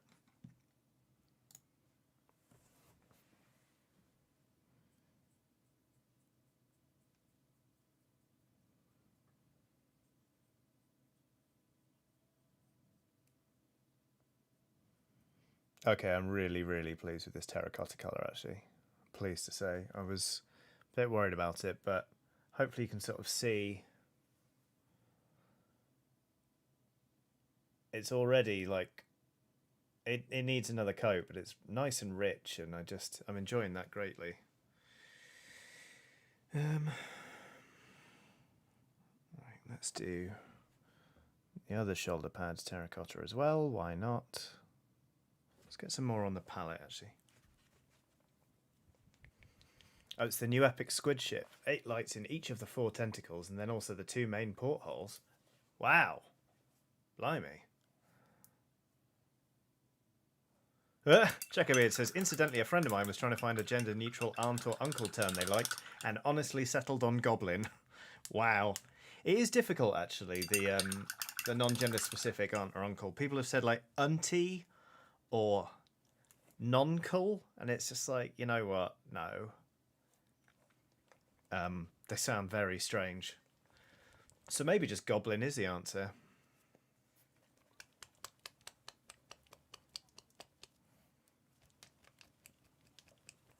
Okay. A really good shake. Terracotta! There it goes. Don't really think the ink is actually doing much here, but let's give it a go anyway.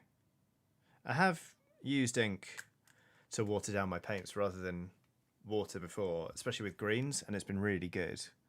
So I'm kind of keen to try and just whack a bit more bright red pigment. Yeah, no, it does make a difference, actually.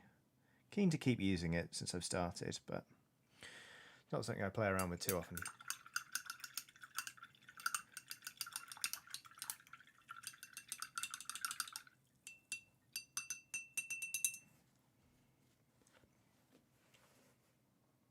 Then I switch. There's no offense to any noncles here, but noncle is awful. It is, isn't it?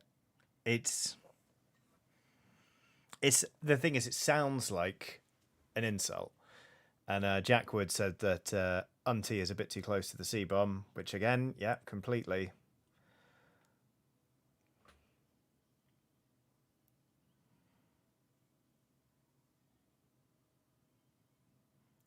We'll get there. We'll find terms eventually. To be honest, I mostly just use auntie and uncle to refer to my friends to the dog.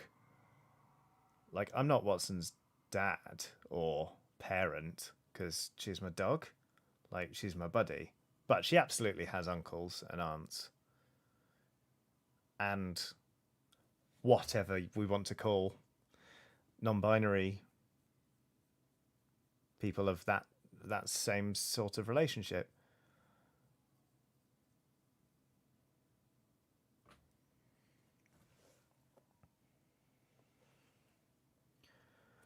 Okay.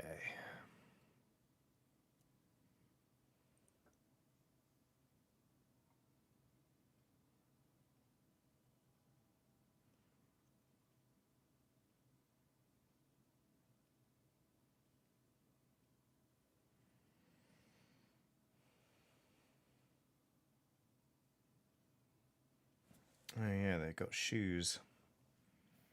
What are your shoes going to be? I do all the shoes red. Sod it, why not?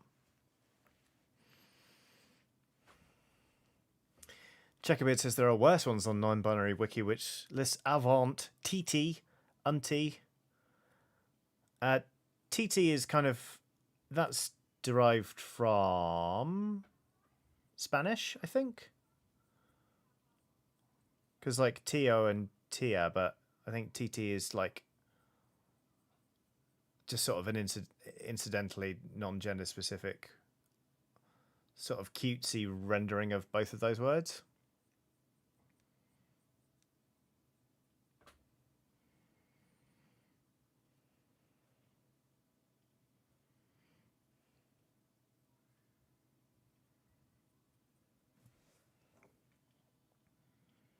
I think maybe in the future, you know, if I ever become a godparent or, you know, if my sibling ever has, you know, kids, I'll just ask that instead of, say, uncle or godfather, they just use the honorific, comma, a fucking legend.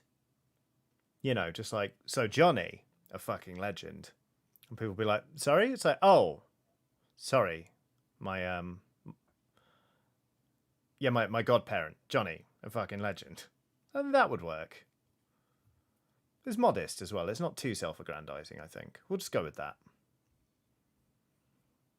Here we go. It starts here. A petition to make, comma, a fucking legend the go-to non-binary honorific for people.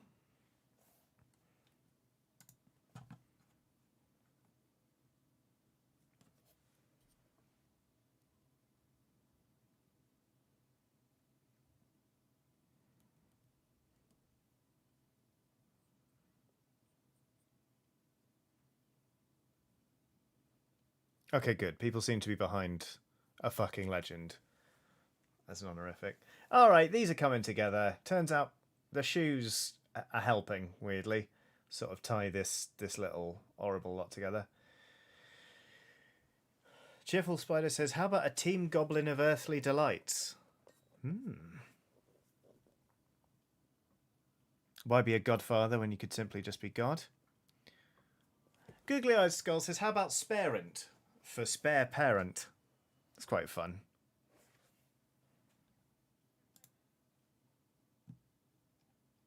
The shoes look like Crocs, says Eleanor Hodge. Well, now I just want to dissolve the whole team in a bucket of Dettol. Well, Dettol doesn't dissolve plastic minis. What would? Nail varnish remover, I guess. Secret Agent Sam says she's always bring an outfit together. When you're right, you're right.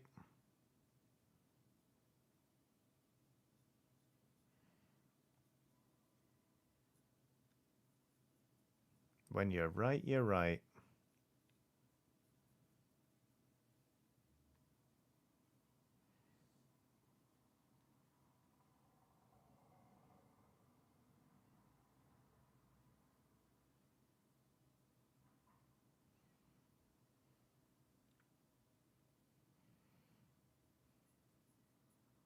Let's see. There is a knee pad there, but I'm going to make that cream. I kind of want the cream elements of this team to be fairly irregular, like they've sort of just cobbled it together, like almost like, you know, the cream armor is their away kit, but that it's all been jumbled up, so everyone just slaps on whatever's there. Nick Jeffrey's done a super chat saying, I've twice recently dreamed I could not get home. Buses were cancelled and the route was blocked by some disaster, with Oxbox directing traffic. What a curious way for them to pop up in your dream. I think I'd trust all of them to direct traffic in the event of a road traffic collision. Maybe not Mike, given sort of, his... Well, actually, Mike understands cars better than anyone else. But obviously Mike is known for making things explode in video games. But, interesting. Quite the conundrum, that.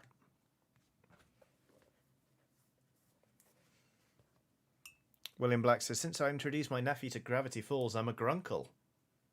Sounds pretty good. Although isn't a grockle someone who's not from Devon? I think. Words are fascinating, aren't they?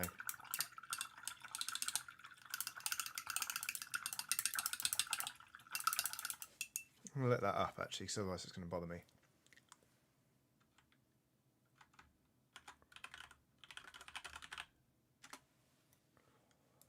Oh, there we go. A grockle is a holiday maker, especially one visiting a resort in Devon or Cornwall. There we go. Yes, there we go. Charlie Stack says, I wish I wasn't from Devon, lol. Oh, wow. I mean, to be honest, I know quite a few people from Devon who talk about it as they're really glad they got out. I was in Teignmouth on the weekend and it was lovely. So, don't be too hard on yourself, Charlie. All sorts of places you could be from.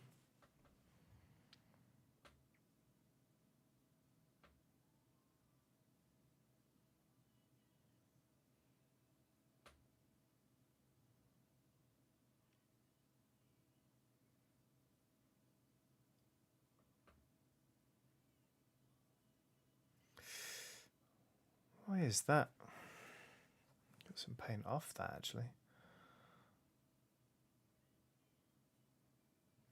Okay, that'll be fine.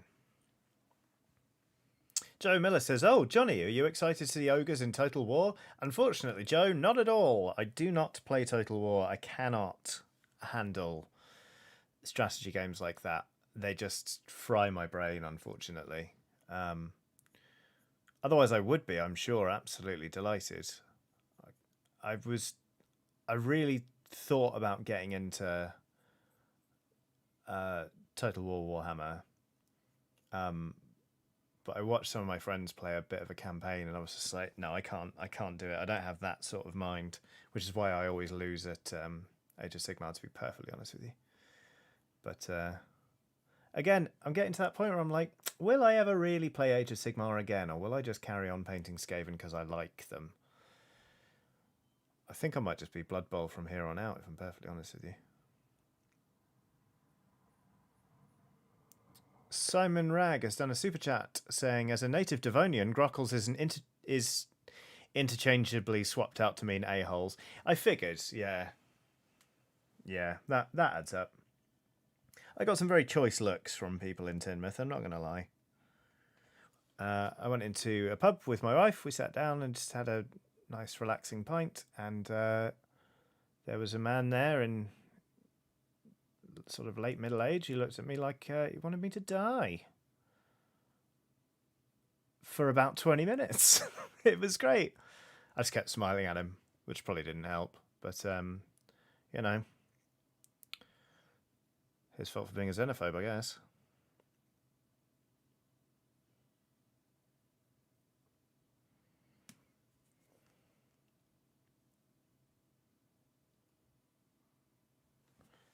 Okay, getting there. Again, this colour's going on quite patchy, so a second coat is essential, but it does come out lovely and rich once you sort of get it nailed. Now, what's your deal going to be? We're going to make that bit cream. So your helmet's going to be cream. So we'll make your shoulders cream as well. So we'll do your knee pads red. 5:45, everybody, and Johnny has started talking directly to the goblins. We all knew this day would come. frankly, I welcome it. Eleanor Hodge says, blue Crocs? What is it with people in Crocs today?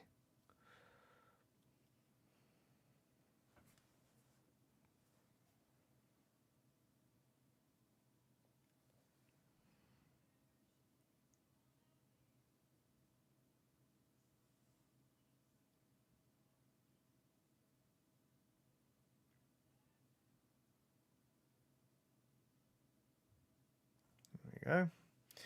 Get in there.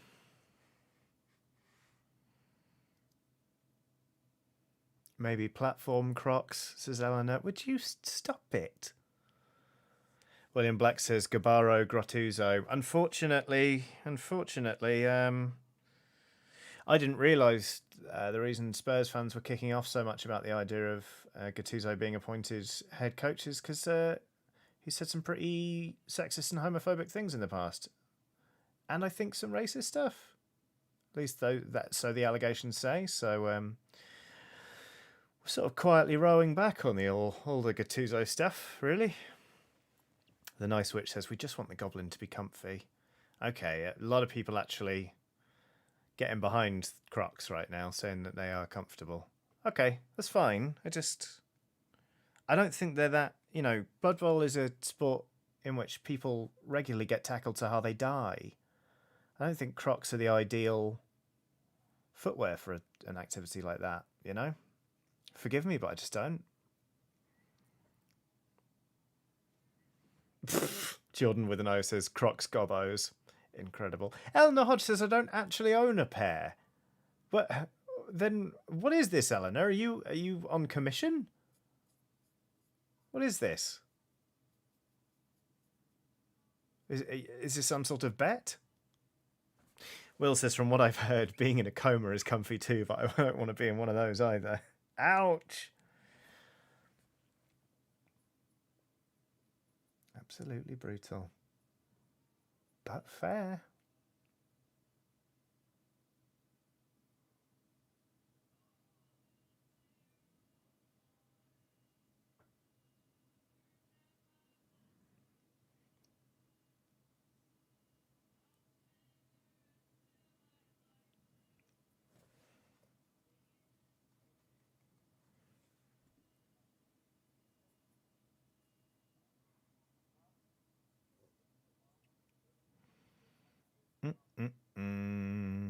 Batch painting. Sometimes it's boring. Ba-ba-bum-bum.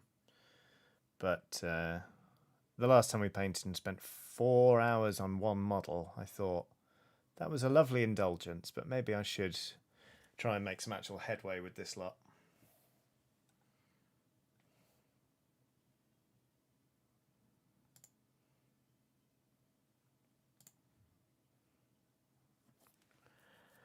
Emma Benton says, I know lots of chefs wear Crocs because they're non-slip and comfy. Okay, fair enough. When I used to work in the kitchen as a kitchen porter, I used to wear Converse, and I'm amazed I never fell over and cracked my head open, because sometimes you would really slip. Like Timmy running into the freezer in Jurassic Park. Just like, zut!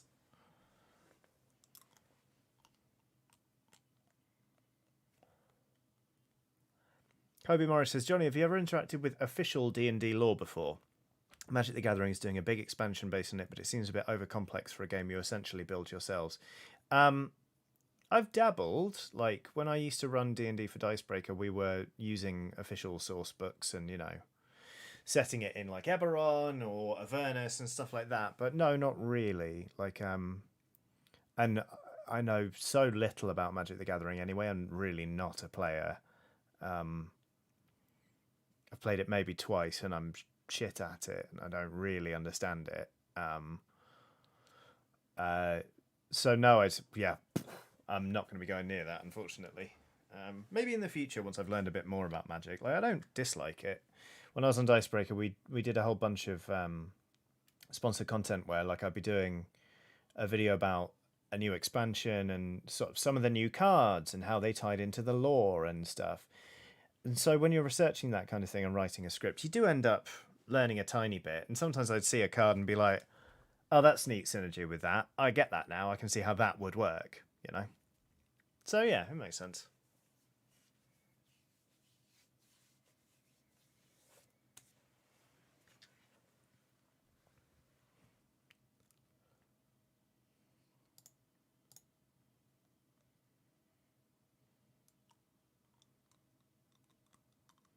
Burrito says, Converse are the shoes to wear when you want to be intimately acquainted with the pavement, courtesy of your own feet. Yes. I've taken quite a few spills in Converse over the years, I have to say. I stopped wearing them because they're just not that comfy, really, anymore. Maybe I'm just getting old. Checkerbeard says, compromise, Croc Martens. I don't love it, Checkerbeard, but yeah.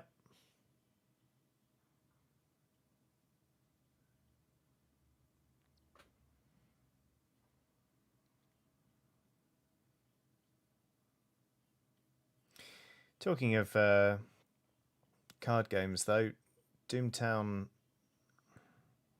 Reloaded, or just Doomtown as it's now known, is getting rebooted again. They're running a Kickstarter for a new core edition, and they're going to rule out a whole bunch of cards, including like the base set, the original base set. So only from a certain point on will cards be legal in tournaments, etc., etc. And I don't know if I'm actually going to go in for it, because I bloody love Deadlands, and I really love Doomtown. It's probably my favourite tabletop game of all time, but I've stopped buying the newest expansions because it kind of feels like the power creep is getting pretty real. And I just don't know if I can... I'm genuinely... I read about it, and I go one way and then the other. I'm flip-flopping so much at the minute as to whether or not to actually bother going in. Because, you know, there's obviously a completionist element of me that's like, oh, I want all the cards, and I want to be playing the latest thing, blah, blah, blah, blah, but I just don't know. I also think I've pretty much only got one other friend who would do that, like, who would join me. And we've still got loads of Doomtown cards to play anyway, So yeah. Doomtown is the game our friendly local game store stopped running monthly X-Wing tournaments in favour of, says Chaos. Sorry, Chaos. It is a great game, but I didn't realise that it was going to put a stop to X-Wing tournaments. Doomtown Reloaded, says Blazing Ace. Pretty much. I think they're calling it Doomtown the Weird West to coincide with the new edition of Deadlands, which came out this year. All very exciting if you're me, but I just don't know. Especially since distribution has been quite difficult to the UK since Alderac Entertainment stopped carrying Doomtown, and also like since Brexit, so I might just suck it off, which is a shame, but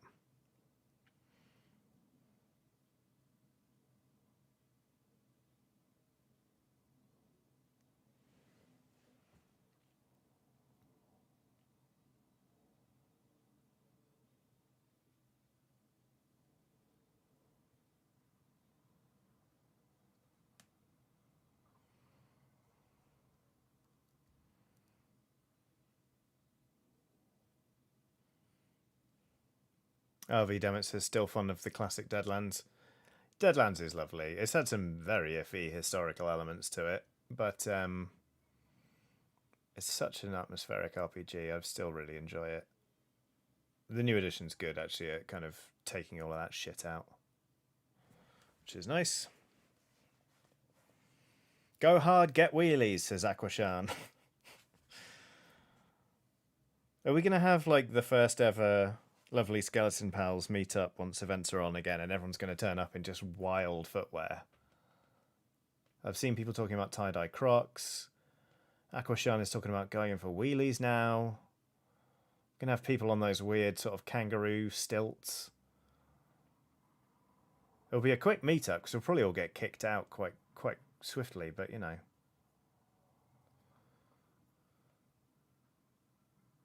Good to have it while we can, I suppose.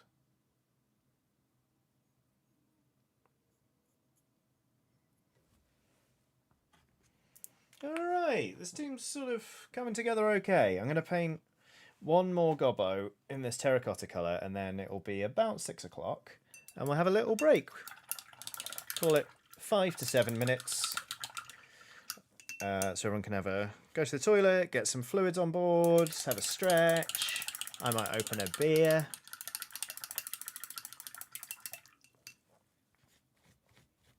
And we'll carry on.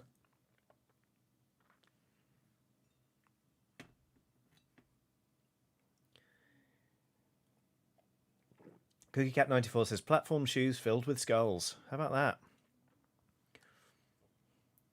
Chaos says, how wild is wild? My current go-to pair is some glow-in-the-dark, lightsaber-themed basketball boots. Hello. Impressive. Yeah, well, I mean, you know, I'm not going to say don't go completely wild in the country while putting some stuff on your feet for a lovely Skeleton Pals meetup. You want to wear those lightsaber boots, you wear those lightsaber boots.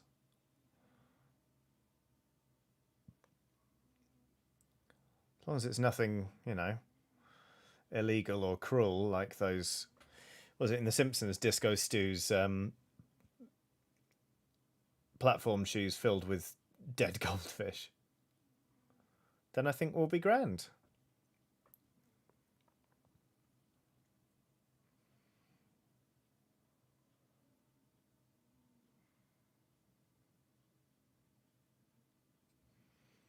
So I think my feet will be the most boringly adorned ones there. I've got 2 pairs of boots and 1 pair of trainers. And the trainers, to be honest with you, are just to slip on and take the dog out for a wee.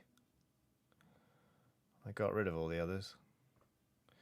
But who knows until events will be actually on. So we've all got time to save up and go shoe shopping. As ever, the conversation's got pretty weird on the paint stream. Good to know. Cody Wilson's done a super chat of bloody hell. It's the lemon that is sometimes the companion to the pear.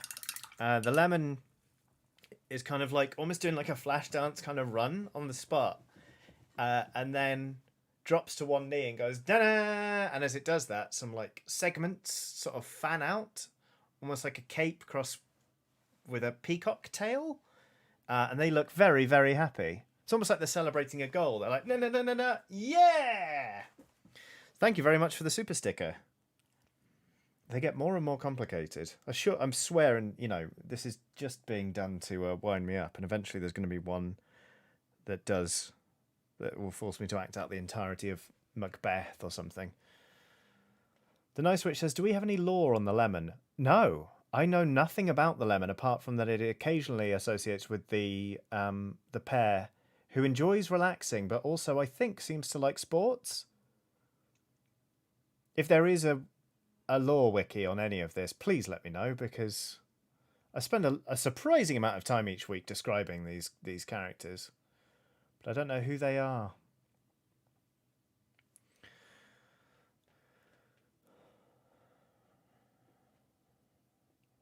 Okay, then they'll have red knees. They'll have cream elbows.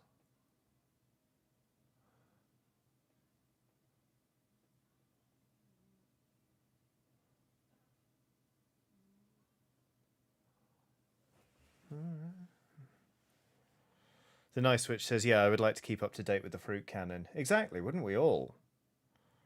Wouldn't we all? Because I think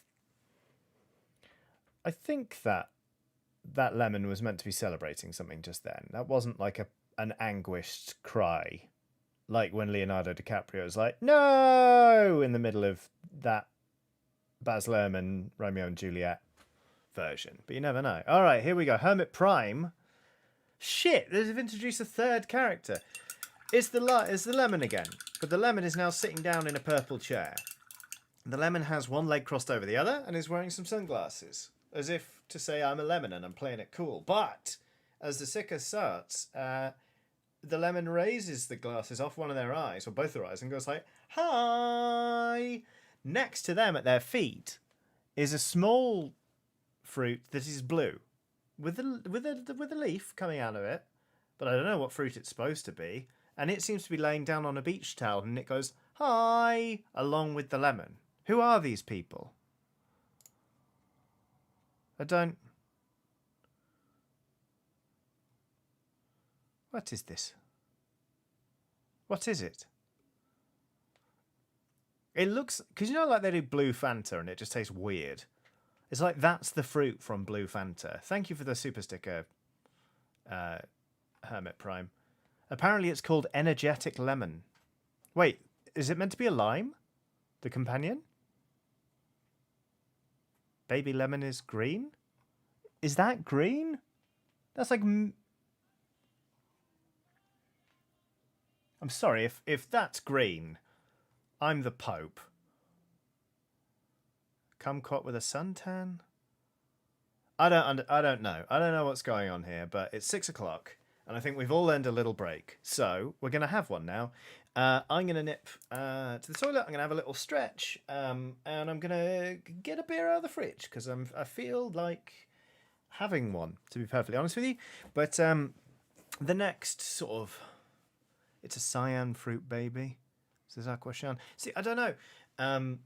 Blah, blah, blah, blah. The next sort of 5 minutes or so, do what you want. Have a stretch, have some water, just, do the things you need to do or want to do with your life, and we'll see you right back here. So yeah, and if anyone wants to spend their 5 minutes looking up the lore of the energetic lemon, then they absolutely may. So see you in 5.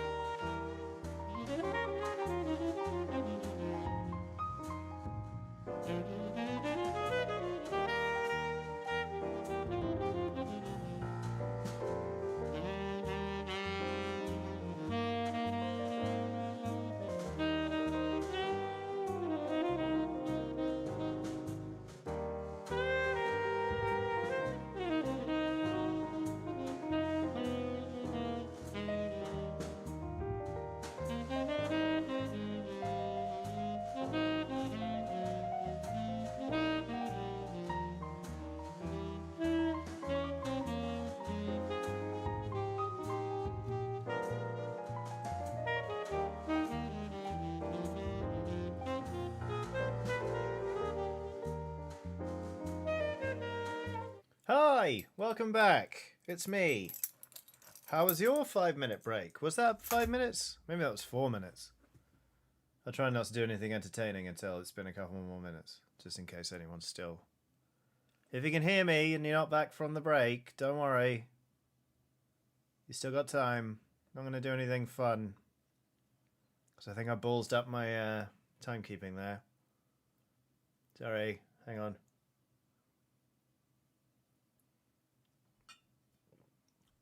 Yep. Oh, shit. Well, Blazing Ace has done a super sticker. I've got to describe it. That's going to be entertaining, maybe. This one is some sort of human lemon. It looks like a man. Well, it looks like a person, but a person wearing a Hawaiian shirt, and they're doing this. And they've got a shock of blonde hair that's waving in maybe the wind, and they say, "How's it going? How's it going?" Le man. Very, very, very good. The nice witch. That was perfect. It's going well. Thank you, Blazing Ace, for the super chat. Even though it's not of a lemon, which frankly has spun me for a loop. Why have I have had one sip of beer? Why am I now blurping? Ronnie says, "Howdy, lovely people. Great to be back. Sounds like the super sticker discourse has been kicking off." Oh, Ronnie, we're goodness me. Oof. It's been going, well, not wild, but I've had some questions. I'll say that much.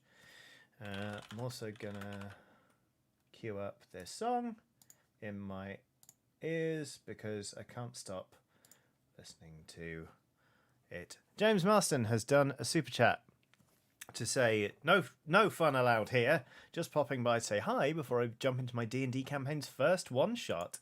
Oh shit! Good luck, James. I hope you have an amazing time. I don't know whether you're DMing or playing, but I hope you have a ball either way. I am going to carry on painting terracotta onto these gobbos. Here's sort of... Oh, wait, hang on a minute. Oh, there we go. Eleanor Hodge says, "What are you listening to, Johnny?" I've just been sort of pinging through my liked songs on Spotify, but this second I'm listening to Dancing on My Own by Robin, because it's a superlative pop song. Not quite as good as Cut to the Feeling by Carly Rae Jepsen, but those are two pop songs that I both know and like. Blazing Ace, really making me work for it today, has done another super sticker. It is of the lemon. The lemon is wearing a cape that is billowing in the wind. The lemon is striking a heroic pose like this with the aid of a stool on which their right foot is placed. They are giving some sort of triumphant war shout, and then the unidentifiable, possibly a lime, possibly something else creature is standing at the feet of the lemon doing this with sparkles going off in admiration. It is very cute. Cody Wilson says, "Johnny, you receive stickers, we receive lemon lore. Are you asking for me to develop the lore of these lemon stickers as they come in? Maybe. Describing them is often quite a lot of work as well. But thank you for the super chat, Cody Wilson. Team People has done a super chat saying, "Doggo Watson reminded me my friends chose Sherlock, Watson, and Irene as character names. So now I have a Sherlockian theme to my campaign." That is excellent, Team People. I love it. Will says, "Not quite as good as Cut to the Feeling. I thought we were friends." Now, listen, I'm thinking about this recently. I mean, Dancing on My Own by Robin is an utterly, utterly incredible song. But I was thinking about, you know how we all grew up listening to pop songs at nights out or, on the radio or whatever. Songs that came out long before we were born. I've been trying to think of what are those pop songs that are really going to endure, and I kind of feel like Cut to the Feeling is one that has the structure to do so, and I hope it does. Dancing on My Own also, I was listening to it, I was like, this is another classic. It's like Cut to the Feeling, it should really endure, along that same line. But I wonder if people are going to be as into the verse, because the verses are good, and the chorus is sublime, but does it tie together well enough to be I want to dance with somebody, you know, like that much of a classic dance floor filler decades down the line. That's what I wonder. Elizabeth G. Oh, Will says, wait, I'm thinking of Call Your Girlfriend. Carry on. All right, cool, Will. The Nice Witch says the entire Carly Rae Jepsen discography will stand the test of time. Fair. Aquashan says all Katy Perry. I think that's a good shout as well. I think a lot of those songs are going to actually go a lot further than people thought, even at the time they were released. Elizabeth G has done 2 super stickers. The first one it's the lemon. It is also the tiny, as yet unidentified fruit. They are both looking blissfully off to one side and playing instruments. They both have trumpets and are dooting. They are doing a walk, which I'm not going to lie, I don't think it can be described as anything other than a goose step. The lemon and the small creature that's possibly a lime are goose stepping while playing trumpets with their eyes closed in some sort of blissful space.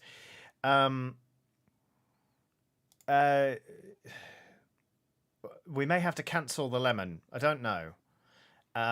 There is another super chat from Elizabeth G, which is a controller that has been anthropomorphized. It has limbs, and it's got eyes and a mouth, and it's like this, with one of its legs outstretched.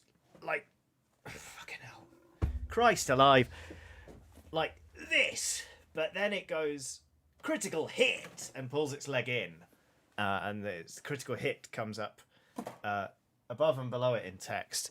James Evans has done a super chat saying, Johnny, another great Oxventure on Sunday. Really enjoyed it. Hope you like the Lake District map I put in the Discord. I haven't seen that yet because I was away over the weekend, but I will have a look. Burrito says it's marching, Johnny. Koei OG says just marching. Is it just marching? Okay. I mean, it looks... Nevermore says the tiny fruit looks like a lemur to me. It's about the size of a lime, but it's sweet. Interesting. Lemons don't have knees, Johnny. Get serious, says Mr. McWaggle. All right. I mean, if you say it's not goose stepping, that's fine. I mean, that's what it looks like to me. Marching bands march like that, says Eleanor Hodge. Oh, okay. All right. Well, I mean, I'm not saying it's likely that YouTube's programmed in a fascist lemon. I just, just thought it was worth bringing up. That's what it looked like to me.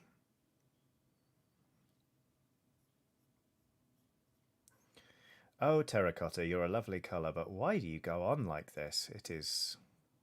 You are streaky. Kobe Morris says, lemurs are black and white monkey things, aren't they? I've seen Madagascar. Lima. Lima. But that was very good, Kobe. Steve Anderson has done a super chat saying, I really wanted to give you another lemon, but I'll give you this instead. You're awesome. Thank you, Steve. Because I've got another super sticker to act out here, and it's quite intense when they all kind of get strung together like this. Continuing the marching theme, we've got the little, as yet unidentified creature that might be a lemur, has 2 pom-poms and is marching face onto the camera, so we can't tell if it's got knees or if it's bending them, but it's 2, 3. It's going like 1, 2, 3, way, 1, 2, 3, way, basically. That's what that super sticker's doing. Thank you very much, Silent Cobb, for said super sticker.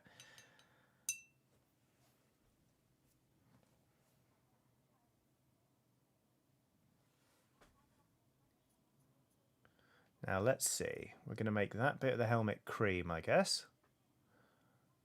Fine. So we'll make the chin red-ish. Is it a green pomelo, says Elizabeth G? I don't know. Let me Google green pomelo. Pomelos are big, though, aren't they? Pomelos are way bigger than lemons, and this creature is like teeny tiny.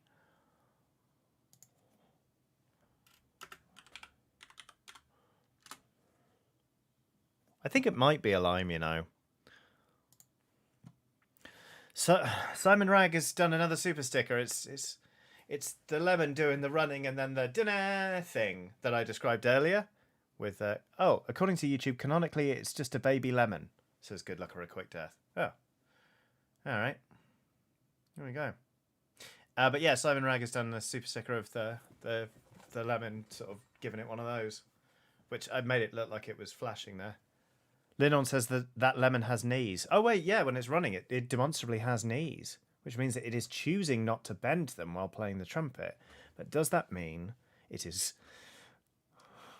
marching like a marching band or goose stepping? How did we get to this point? Good lord. Oh, Koei OG has done a super sticker. It's the lemon and the baby lemon. Or a kaffir lime, says Ronnie, because they're quite small. We're just going to call it the lime. They are jumping into the air to high-five each other. And again, we have undeniable proof here, everybody, lovely skeleton pals, that lemon has knees. It's a key lime, says Elizabeth G. Interesting. Alex Starslayer says, I recently got Sea of Thieves and have since had fun playing with friends. I also managed to burn down a ship with a pomegranate. Burning down a ship with a pomegranate is a time-honoured tradition in Sea of Thieves. Welcome aboard. Oh no. Joshua Heisman says, hey Johnny, my pity Miley has surgery on Thursday and I would love some good vibes from you and Watson. Thanks. Absolutely. I really hope that that Miley has a smooth procedure and recovers really quickly. I hope everything goes well. So that must be a scary old thing to go through. But yeah, best of luck to Miley, and I really hope it goes well.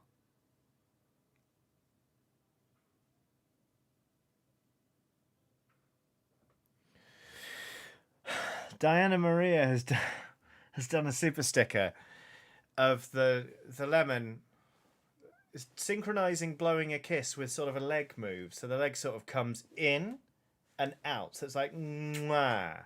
That's how I can describe that. And again, that lemon bending a knee. Lemon's got knees, everybody. If we could... Yeah, WhoMD says, imagine joining the stream right now as your first exposure to this channel. I know, right? If we could maybe slow our roll on the super stickers, as much as I do appreciate them and you, if we could slow our roll on those just a little bit so I don't have to spend the entire stream pretending to be a lemon, that would be great. I'd like to get a little bit more painting done between now and 8 p.m. if possible, but I understand. Cody Wilson's on Super Chat saying, Johnny, this is a thank you for doing the lemon descriptions. The sticker descriptions make my day. Sorry if I kicked off a lemon fiesta. Love your streams, brackets, even without lemons.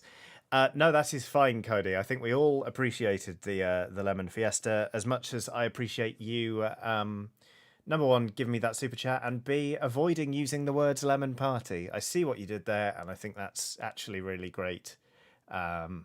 That was a wonderful service that you did to everyone, and then I just undid it in thanking you. But anyway, Cheerful Spider has done a super chat. Say, Johnny, I'm going to work for myself. Johnny, 3 months later, that lemon indisputably has knees. It has knees. Yep. That's how life's going.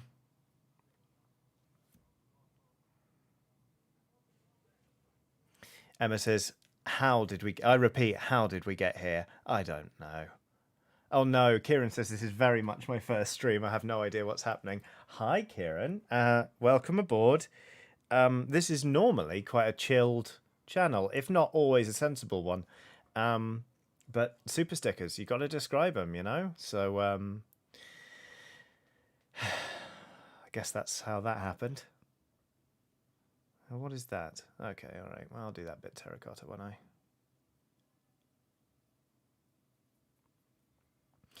So, to forcibly haul the well, if anyone to forcibly haul the conversation back to pop songs, I think the reason I really love "Dancing on My Own" by Robin is that it sounds very upbeat, and then you listen to the lyrics, it's actually about someone having a really dreadful time. And I love songs like that. Songs where you're like, oh, this is so upbeat. Oh, no, it's not. And I've been planning to make a playlist called Crying on the Dance Floor, where it's just songs that actually aren't upbeat, but act like they are. And I'm really looking forward to spending a couple of hours piling those ones in. I'll share it once it's done, probably. But the Nice Witch says, yeah, melancholic dancey pop is the best kind.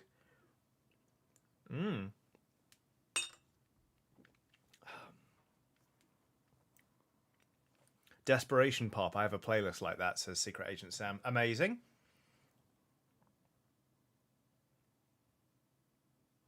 Crying on the Dance Floor is also a good team name, says Cheerful Spider. That's quite funny.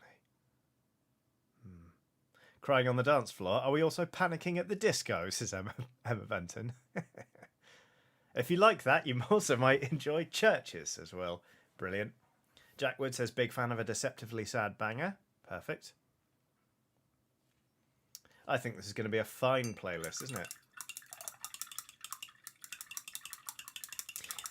Just as a casual reminder to everyone watching, my pronouns are they them. Just so you know, that's what you ought to be using. I see no malice in you using he him, and I do know that I am very cis presenting, but I am in fact NB. So they them, pretty please. CookieCat94 says, I stand by It's Raining Men and Let the Bodies Hit the Floor are the same song from different angles. Oh, goodness. Oof.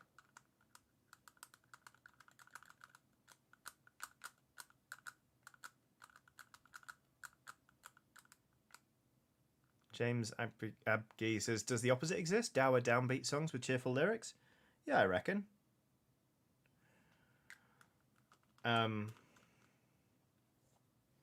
Some genius on YouTube took Don't Worry, Be Happy and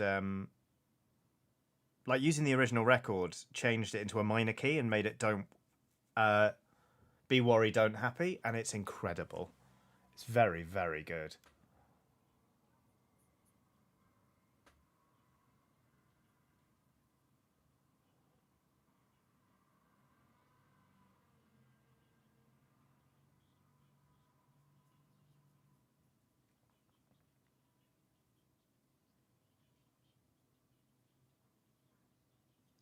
Simon Ragg has done a super chat saying, on that song vibe, my partner and I's song is Pumped Up Kicks. Should feel a bit wrong to have our relationship song about shooting people over shoes. Hey, you know what? It's fine. The song No Children by the Mountain Goats is, the chorus is like, in my life, I hope I lie and tell everyone you were a good wife, and I hope you die. I hope we both die. Did we play it at our wedding? You're damn right we did. In fact, my wife walked into a cover of it done by our friends. They artfully changed the lyrics to "We hope you cry, we hope you both cry," rather than "We hope you die, we hope you both die." But oh goodness me, there were enough Mountain Goats fans in the room that they got the reference. There is actually a picture from that day because I didn't know this was happening. I didn't know what my wife was walking into. Neither did she. Am I right? Blah blah blah blah blah. I didn't know what song was being played as my wife entered the room on our wedding day. That was very much her choice. And so she secretly arranged for this cover. And there's a picture of when I twigged, just going like no way. It's great fun.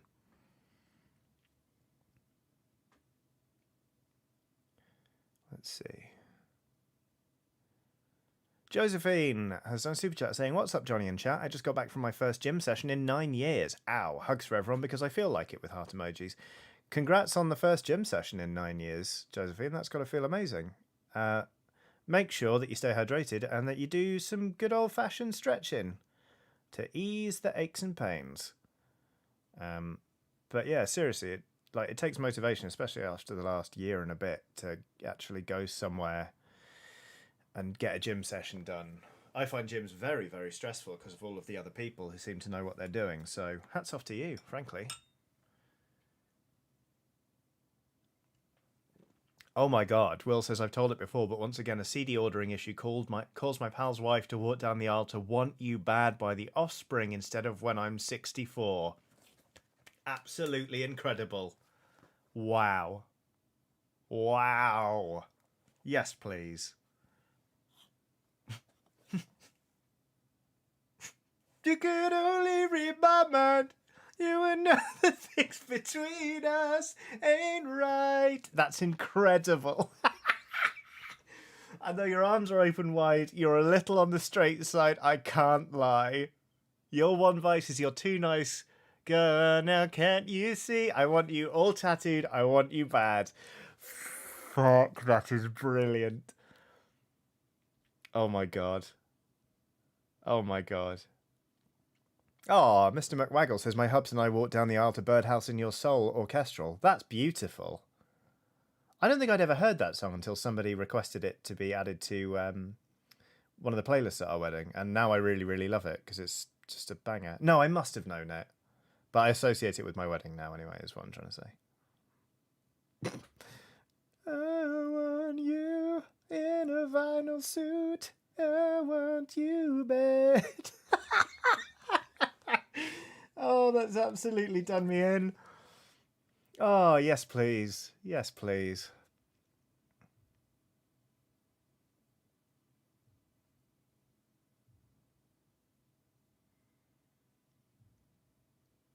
Speaking of what are you listening to, what the fuck am I listening to? Don't remember adding that to my liked songs, but sure, why not?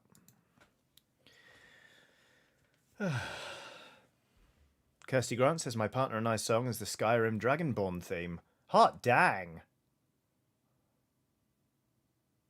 That's spicy. I don't know if my wife and I have a song. I mean, our first dance was to My Favourite Chords by the Weekends, but I don't know if it's really like our song.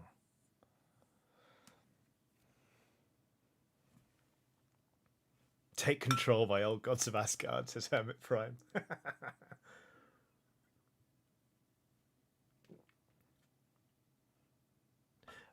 Will says the best part was the person conducting the wedding commenting that she'd never seen the best man being moved to tears so soon in a wedding. We'd known it was coming since the day before. Oh my god. That's incredible. Oh no. Steenberg says, tuning into Acapella Offspring. Hello. Hi, Steenberg. Welcome aboard. We're painting some goblins for Blood Bowl and talking about a time when somebody walks into their own wedding to Want You Bad by the Offspring thanks to a mix-up. It's very funny. The Nice Witch says, my partner and I don't really have a song. We just have sit next to each other and play Bloodborne. Yes, I have been witness to this. Well, rather it was sit next to each other and stop other people playing Bloodborne very, very wrong live on stage at EGX. But it's a great tradition, I have to say.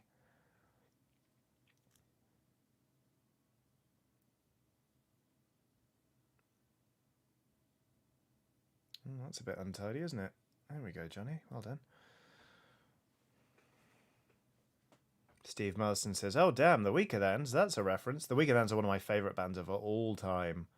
I met John K. Samson when he was touring his first solo album and was so starstruck I couldn't say anything. I think he's one of the best songwriters out there. I think he's absolutely wonderful.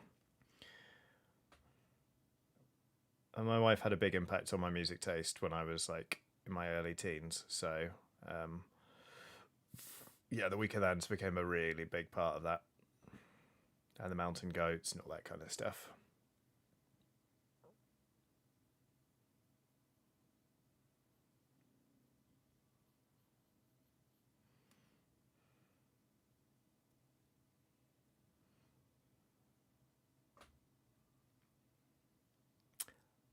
James West says, my daughter is named after Lily by the Smashing Pumpkins. It's actually about a peeping Tom. Well, sure, but, there are enough kids out there called Jolene, and the Jolene in that song sounds like a wild card, let's face it. So...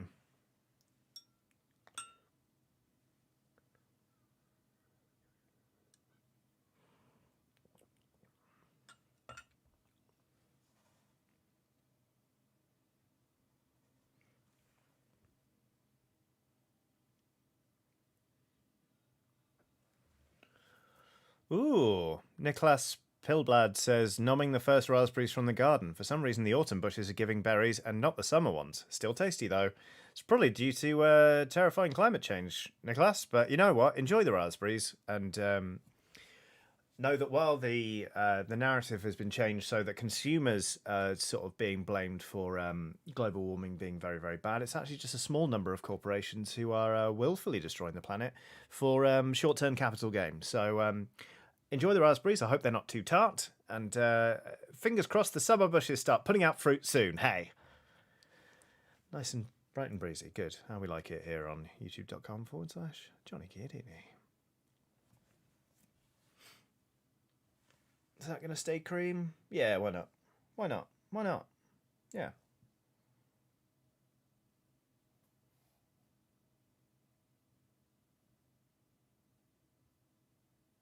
Whipple Wopple says, I mean, classic kids dance along the Macarena is about a girl running around behind her boyfriend's back while he's out of town.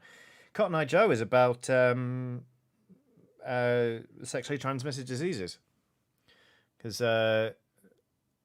it's a reference to having to sound the male urethra with a swab in the old days to test for certain afflictions like chlamydia, which I guess means that one of the diseases was known as Cotton Eye Joe.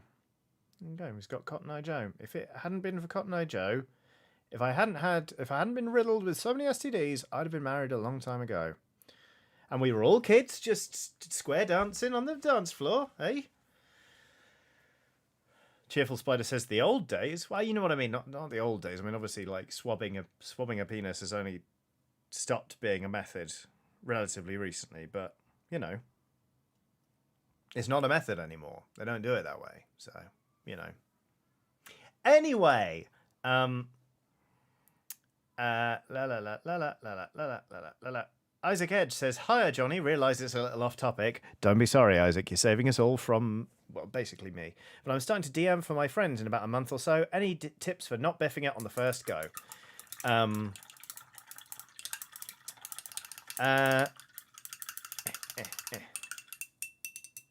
Simon Ragg says, well, fuck, that's my childhood ruined. Sorry! Isaac, tips on not biffing the GMing on your first go. Have a chat with everyone beforehand and see what sort of thing they're expecting.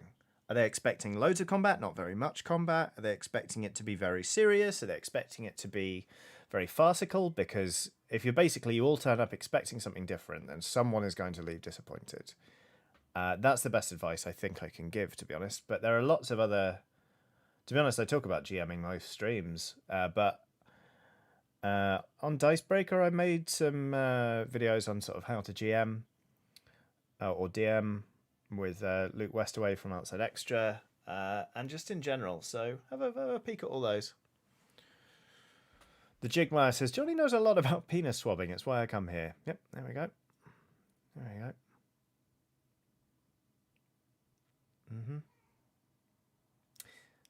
Emma Benton says, these streams go such new and exciting places and I don't even have to leave my couch. It's great. You're welcome. I'm a nightmare to be in a pub with. Just when odd trivia comes up and I know it, I struggle not to share it. So, anyway, yeah.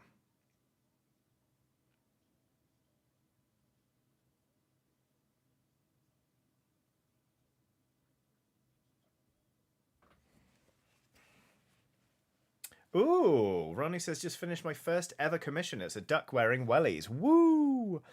That's, I mean, amazing that you're getting commissions, Ronnie. Deserved, because you're great, but that's fantastic. Congratulations. And what a first commission. Ducks wearing wellies. Will says, that is not true, Johnny. All right, Will, in fairness, has had pints with me in a pub. At the same time, though, I was tying antlers to a piece of leather. I'm not... You know, that wasn't without strangeness.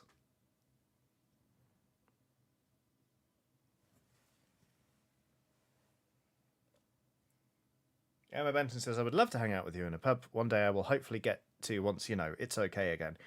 Well, yeah, I mean, that would be lovely to just do do an actual like meetup and everyone just sort of chills out and has a quiet drink. My good friend Paul Flannery on Twitch runs something called the Mind Pub, which is it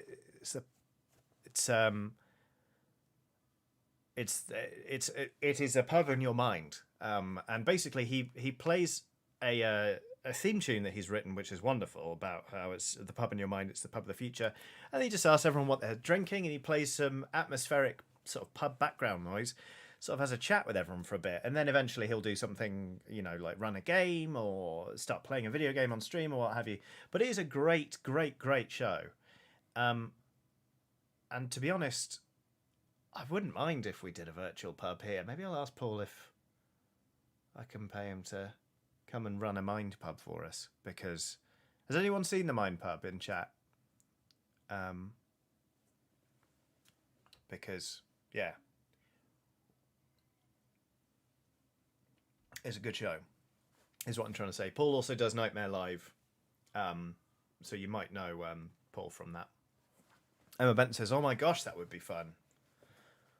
All right, I'll see if we can cure. Basically, I don't want to be like, I'm going to run a virtual pub and not get Paul involved, because this is his idea.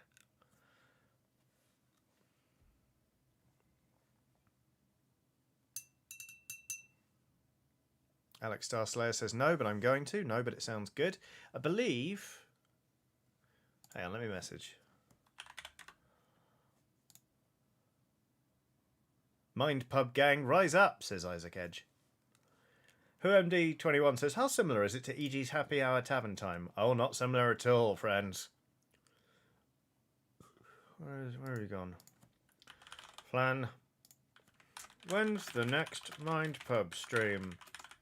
Telling my community about it right now. Ronnie says, a pub with the Skelly Pals? Sign me right up. Pubs are good, aren't they?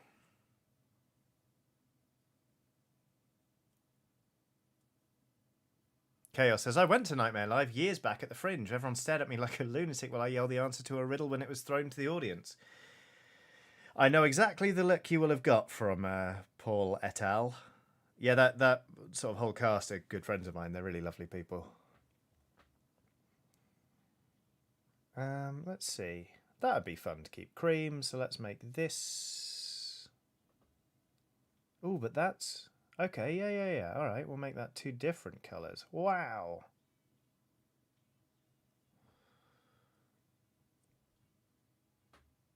Steve Anderson says, I wish we had pubs in America. Bars just kind of suck here. I don't know, I've been to some great bars. I love dive bars in the States. I would say that dive bars are sort of the closest you get to the pubs I like in the UK. Always, if I'm in the States, it's like, where should we go tonight? I'm like, either let's find a dive bar with pinball or just a dive bar. Let's go to a dive bar.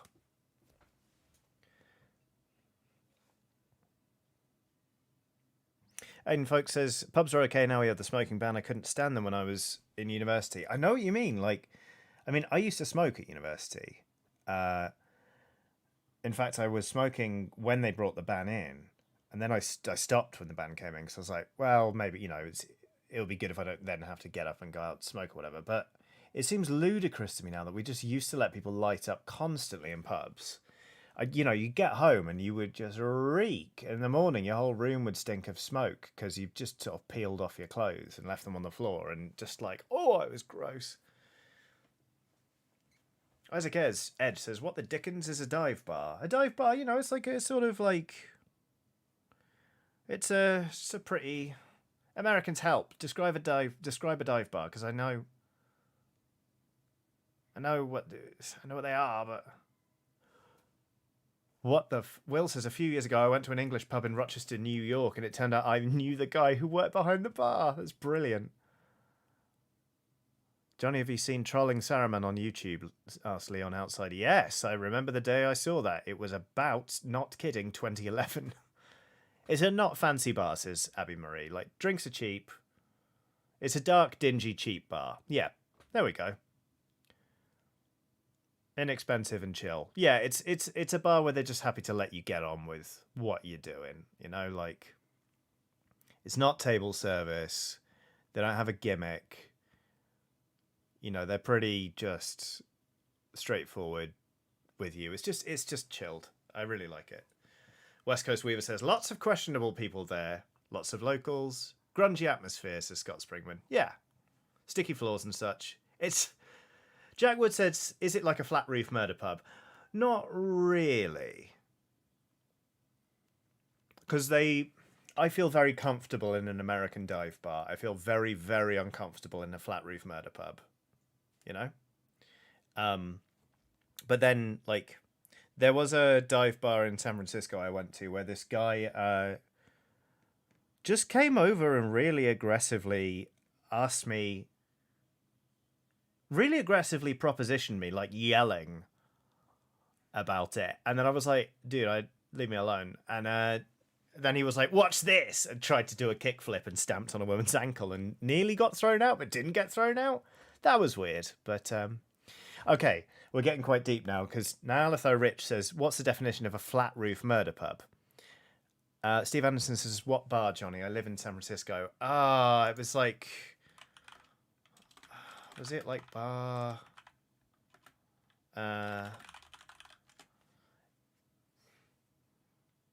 It was just like a bar that was like bar something. It was in the Mission District. I'll find it in a second. But a flat... Okay, a flat roof murder pub is, as it sounds, it is basically just generally like, on the outside, it's 3 brick walls, like bam, bam, and then it has just got a perfectly flat roof. And these pubs are just generally full of locals who are so, racist and xenophobic a lot of the time. This isn't all of them. There might be some nice flat top murder pubs, but we call them flat roof murder pubs. They're xenophobic. They will attack people. They'll attack people they know. Like, it's just a pub where people go to drink and to be horrible and then to fight, and people get murdered at them. Right. Let me look up what that bloody bar was. Pretty sure I think I know how to do this. Hang on. I think I know how to Google. Now I'm going to look up an old conversation I had with a friend where I gave them tips on San Francisco.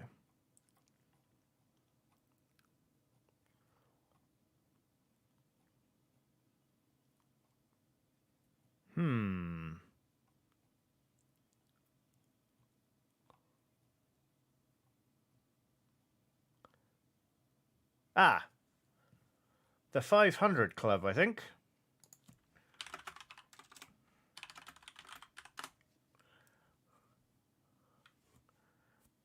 Yeah, it was the 500 Club in San Francisco. There you go. What? Emma Benson says, I saw a vacation rental in San Francisco I think you would love, Johnny. It's an old ferry boat that someone had converted into a house right on the water. Very, very pretty. Interesting. Was that British people, was that an okay description of a flat roof murder pub? Steve Anderson says, oh yeah, that place is fun as fuck. Right, yeah, it's great. Really enjoyed going there. Especially since we were staying up the street at the time. Are there peanuts in pubs or maybe pretzels? No, Silent Cub. You do not get bar snacks routinely in. Or are you asking about dive bars? Pubs in the UK don't really do that. Sometimes some of them will put out the leftover roast potatoes on the bar if they haven't sold during like a Sunday lunch, and people can just eat the roast potatoes, but not all of them. Will says specifically flat roof murder pubs were one of the few amenities that were thrown up next to council estates. They're insular, suspicious, and unpleasant places. There we go.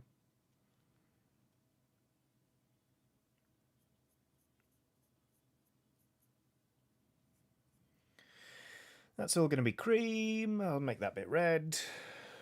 Will I? No, this one's going to be more cream than red.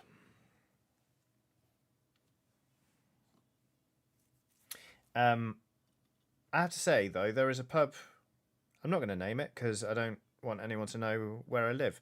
There's a pub near me that I avoided. I genuinely avoided. I walked past for 4 years, never going in because it looked like not a murder pub, but a Sky Sports fight pub. And I ended up going in with a friend of mine was like, it's actually great in there. And I was like, it really isn't. You're lying. And he was like, right, meet me tomorrow lunchtime. We're going to go. So we had lunch. We had a couple of pints. And it was great. I ended up going back there like 3 times in the following week. It turns out I was very, very wrong about it. So.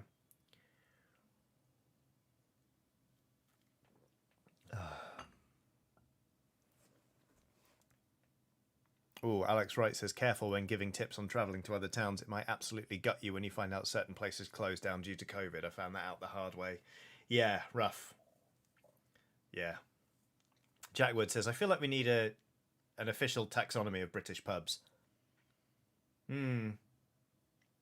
Yeah.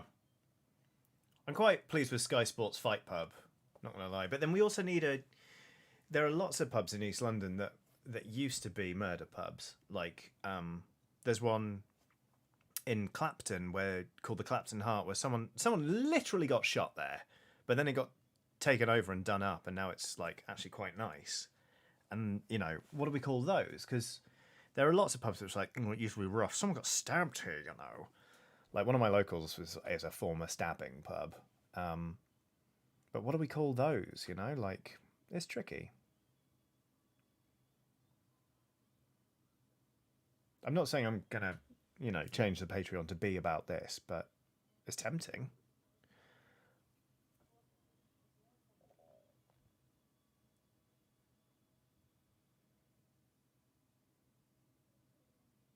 Oh, Checkerbeard says flat roof murder, Sky Sports fight, spoons alike. Spoons alike is very good. Big fan of that. Then there's like all of the unfeasibly expensive ones run by like breweries like Young's, where the food is just like it costs more than a house, but is bad. They're just fascinating, aren't they?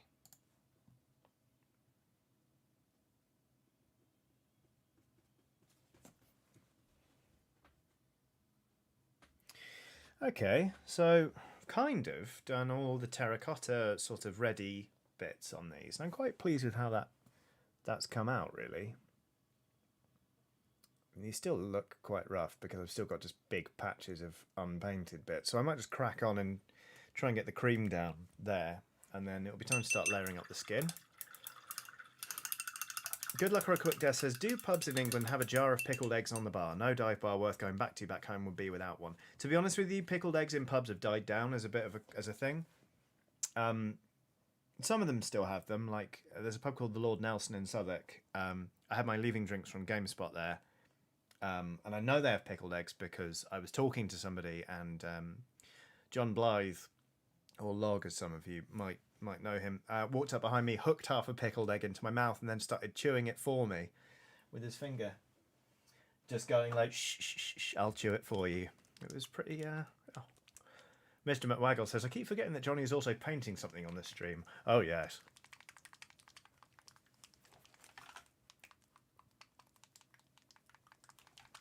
Right, cream. Okay, guess that's where it's going on the palette. Yeah, those who know Log are saying that's the most Log thing I've heard in a while. Classic Log. Yeah, it was a fun night.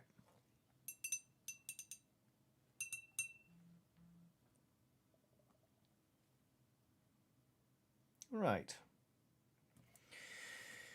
Time to start layering up a lot of cream. Wow.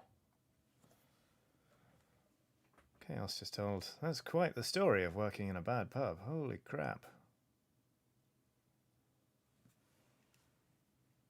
Steve Keane says, Log runs a pub that used to be sloped roof murder pubby, but is now lovely. Yeah, I've not been yet, but I mean to.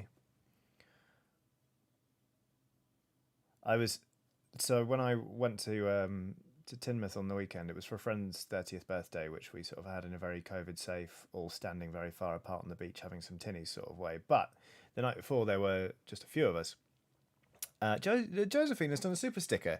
It's of a dog. The dog has one ear that is folded over. The super sticker does not move, so it looks like the dog is waiting very, very patiently and is being really lovely. Like that. But what was I saying? I was talking about Fist of Fury says Lord Nelson's around the corner from my office. Still haven't been there. It's mainly White Hart when we were in the office.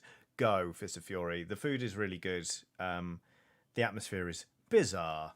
It is a strange, strange pub, but you won't regret it, I promise. Like, it was a real favourite when I worked, when the GameSpot offices were just around the corner from it. But what was I going to say?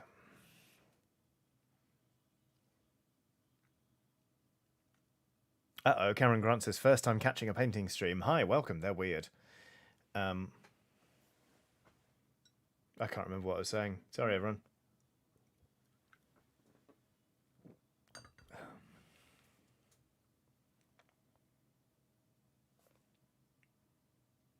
It's annoying. It always happens on stream. My brain just goes, no, that's gone.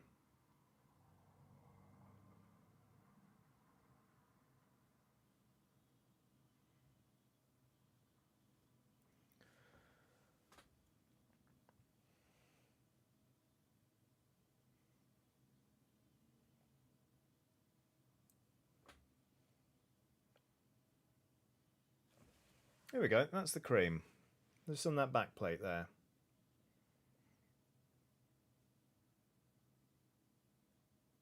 There we go. Oh, I didn't paint their shoes. I'll do their shoes cream. Sure, why not? I think bizarrely the leather straps once I get around to painting those, I think they're really going to help tie this model together. No pun intended. Severus Dartmoor says, Hobby Talk, what goblins are you painting? They don't look like the ones from the Blood Bowl starter set. These are all... I mean, some of these might be Forge World.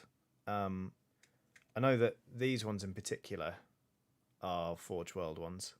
That was it. I was talking about Tinnies and Tinmouth. Thank you, Simon Ragg. But some of them are they're not from the starter set. No, they're one of the box releases.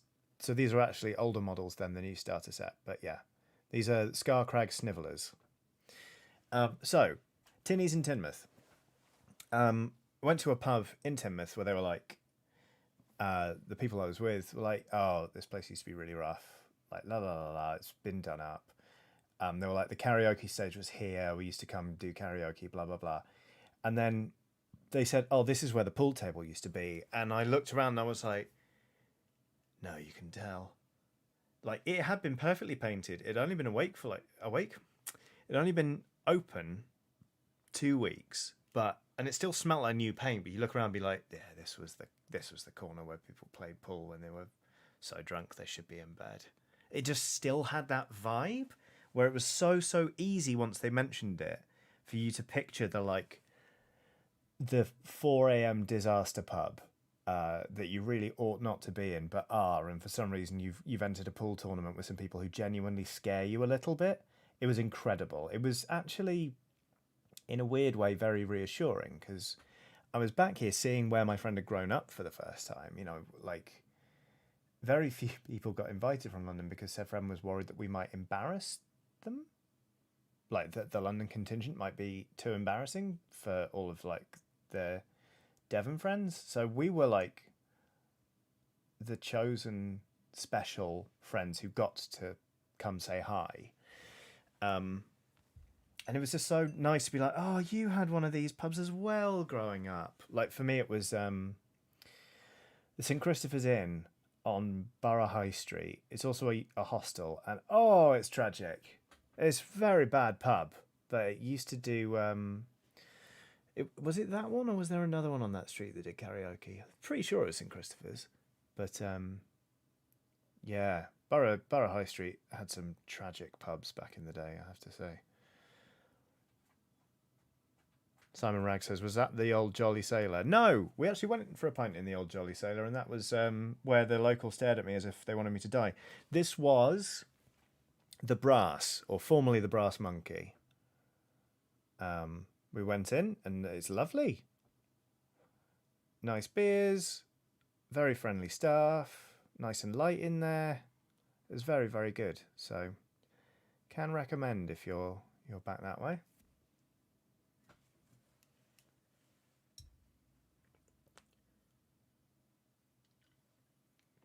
Eleanor Hodge says creamed crocs. That's it, Cheerful Spider, the pub formerly known as the Brass Monkey. Alex Wright says, if you could open a theme bar, what would it be themed after? Interesting. Josephine says we have a Brass Monkey. Will says we had a The Brass in Hastings. I really like the Brass Monkey in Edinburgh. That's very good. There's a Brass Monkey in Victoria in London, but it's not very good. In fact, it's horrible. What would I theme the pub after? It's very difficult because, by and large, I don't actually like themed pubs.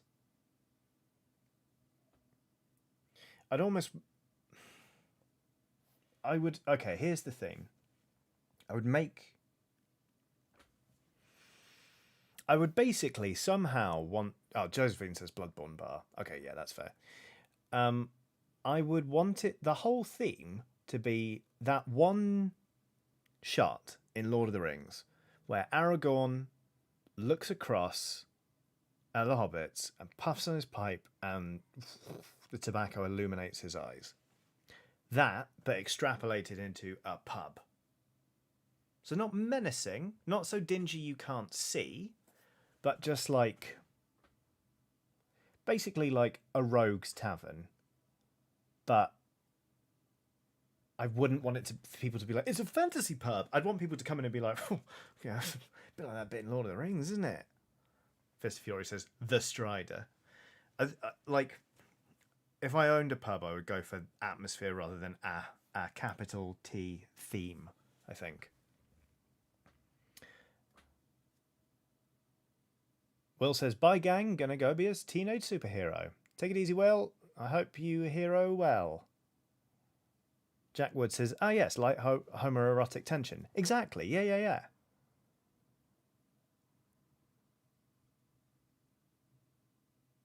Like, yeah. Heavy atmosphere, but pleasant. Yeah. Hermit Prime says, paint the booths in Vanta black. Can you imagine? God, that'd be brilliant. All right, so here's... I haven't done the shoes. So this, once I've done the shoes, will be the first gobo where we've sort of successfully based everything. Done a base colour on all of it. So we still have to layer up the skin before we shade this stuff. But this is basically the first model that's going to show off the full sort of what I've developed here as a test scheme. Well, not as a test scheme. But yeah. Eleanor Hodge says that surely is a banjo. What's a banjo? I don't understand. Can you hear a banjo? Is there a banjo?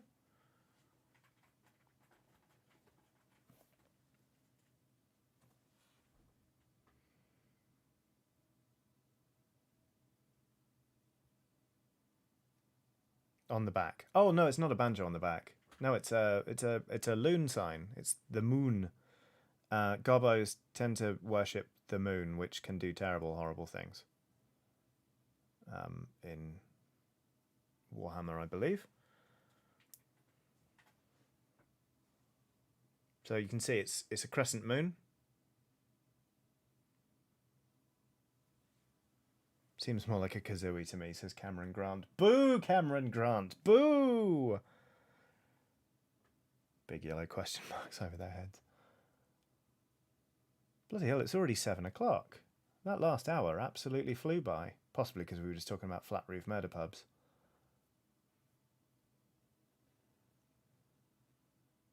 Really worried a flat roof murder pub is going to get up and come crush me to death now.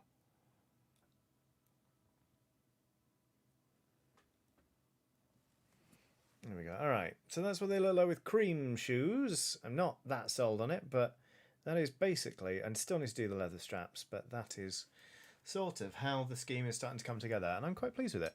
So,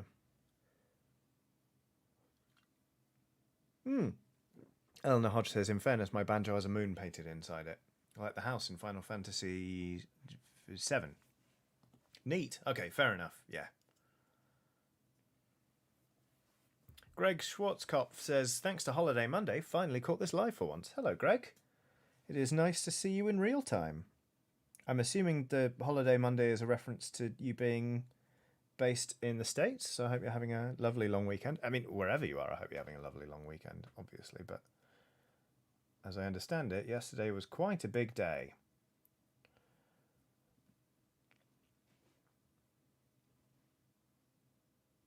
Cheerful Spider says, I mean, wouldn't it be so awkward if there was a flat roof murder pub in the chat right now? God, that'd be terrifying. If a flat roof murder pub became sentient and learned how to type. Actually, it'd be kind of reassuring that all it did was go on YouTube.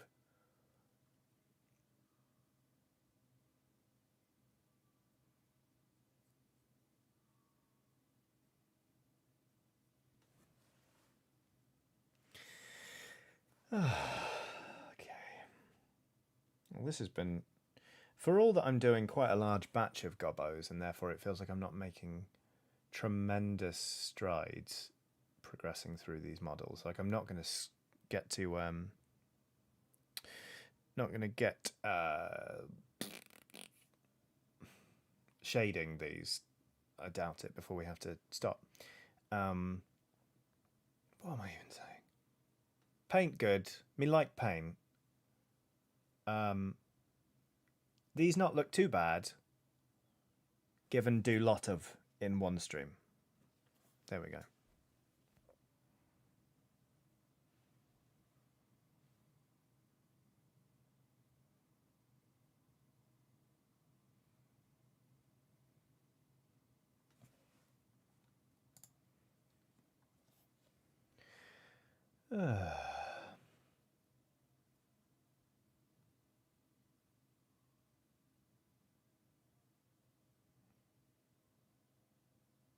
I do have to say, though, I'm really impressed with this synthetic brush. It good. Big fan.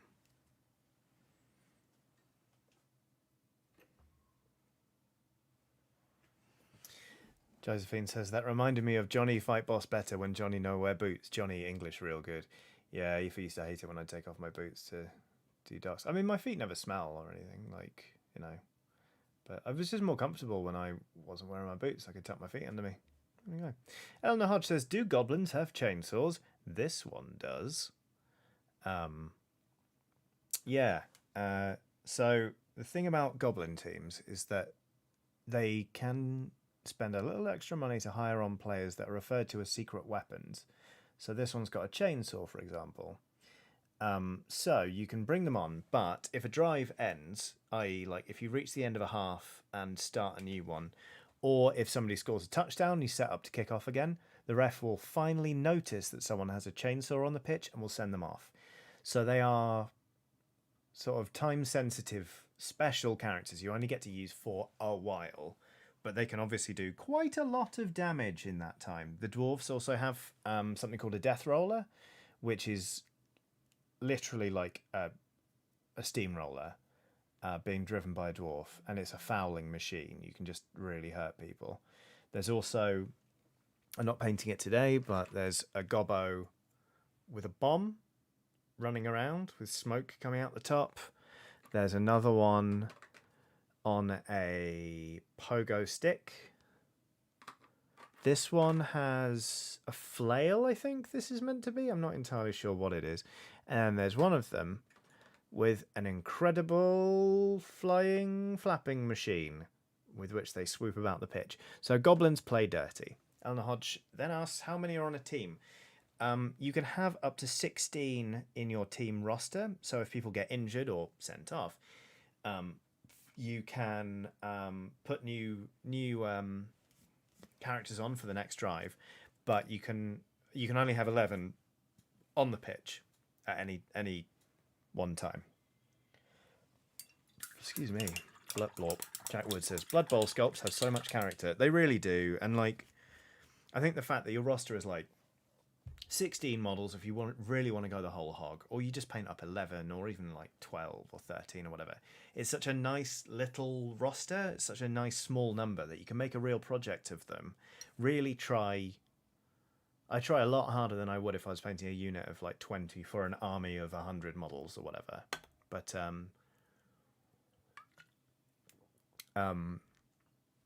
yeah, like they're just great. Mr. McWaggle says, didn't Flapping Machine play the Warp Tour back in 04? No, that was We Were Promised Jetpacks.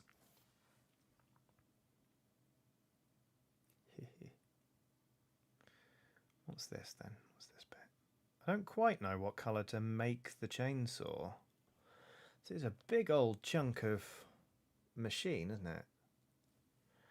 Might paint some of it cream and then come back in with the terracotta on the other bit. I don't know.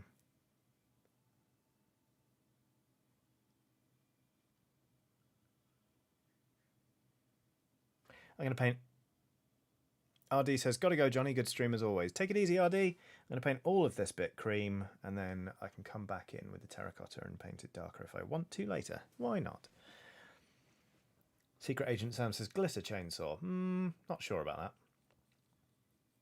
Eleanor Hodge asks, what colour is Goblin blood? Good question. I don't know. I think I've painted it red in the past, but then... I think canonically Orc blood is also red, but then, like in Warhammer, certainly Orcs are grown from mushrooms, and I feel like Goblins might be too. Someone else will doubtless know all of this better than me, but the beauty of painting models is it can be whatever colour you want it to be. But yeah. HC Bird, for example, says Goblin blood is pink, of course.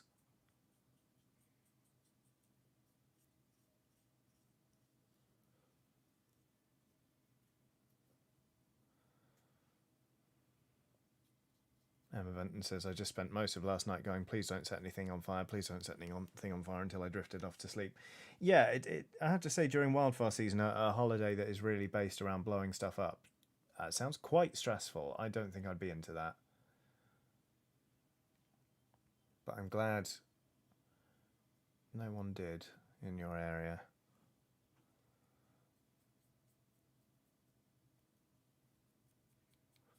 Okay, I've painted it cream.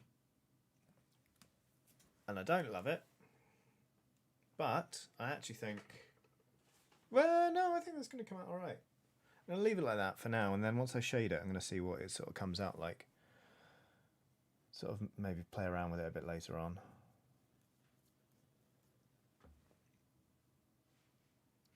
RV Dammit says, does Goblin blood taste better than paint water? It's a very good question. It depends what paints you've been using, really, and where your Goblin's been. Because some Games Workshop paints taste better than others. As Ronnie will happily attest, I'm sure, because they have done more than their fair share of paint tasting in their time. And been kind enough to share reviews, which is lovely.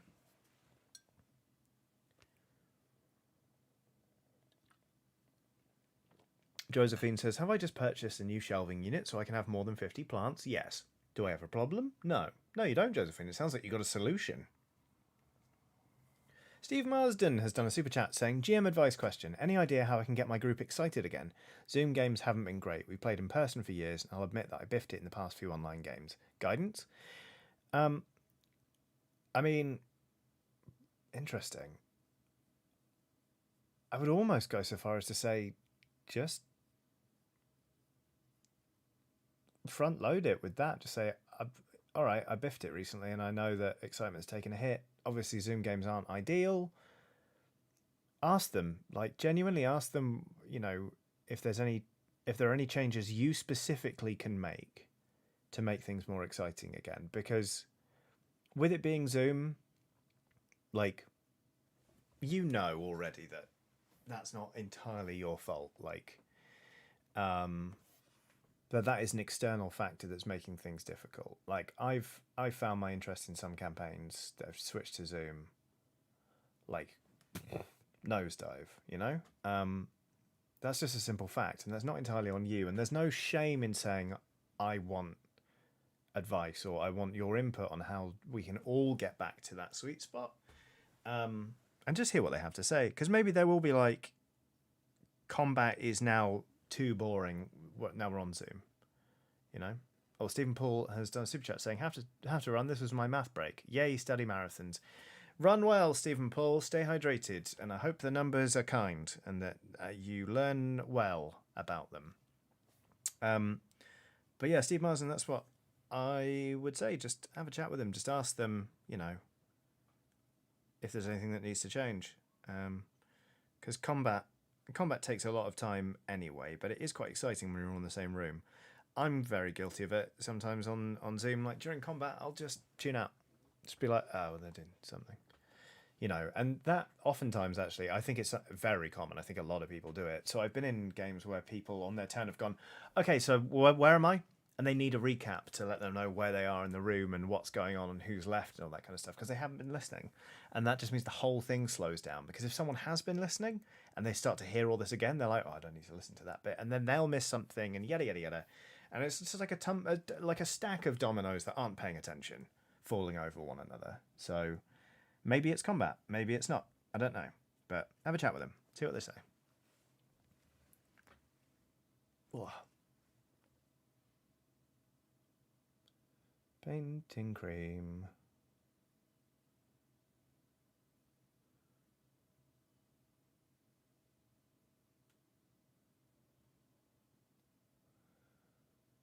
Always comes down to this, me just singing about painting the colour cream onto models.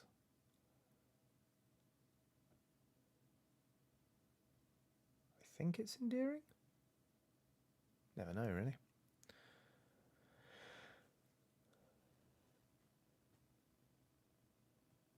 Oof, Eleanor Hodge says we had a combat session that lasted 2 hours the other week. It was hell. That's a lot. That is difficult. I mean, sometimes long fights are necessary and sometimes long fights are desirable. Like, you don't want to feel like, you know, an enemy's getting the chance to get away from you because they're just being sort of whisked off or whatever. But 2 hours. Ouch.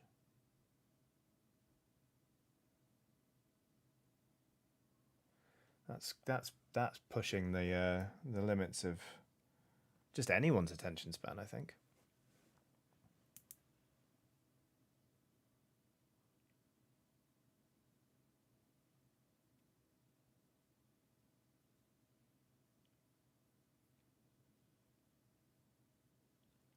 Cream, cream, cream. That's the colour we're painting. Also, focus is. It's really. I'm going to go back to using manual focus after this stream. I think it just bothers me that it messes up so much. Are you singing Painting Cream to the Dancing Queen tune? No, not on purpose. But hey, if it fits. Painting cream. Painting cream. Dig in the painting cream. Da-doom, da-doom. There you go. Isaac Edge says, shooting off, Johnny. Thanks for an amazing stream. Thank you for tuning in and for chatting, Isaac. These streams are nothing without you lot. I mean, I would end up singing about painting the colour cream, but, you know, that just happens.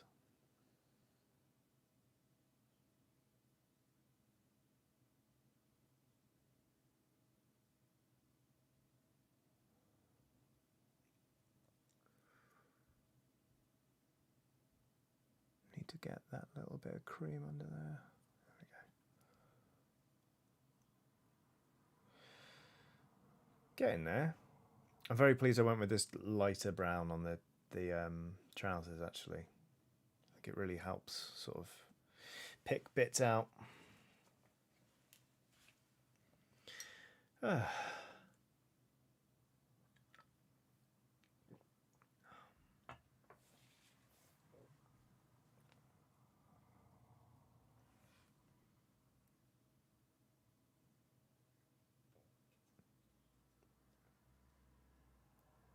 I think Watson's in the room. I think she's lying down having a nap, but Last I saw, she was in the bedroom.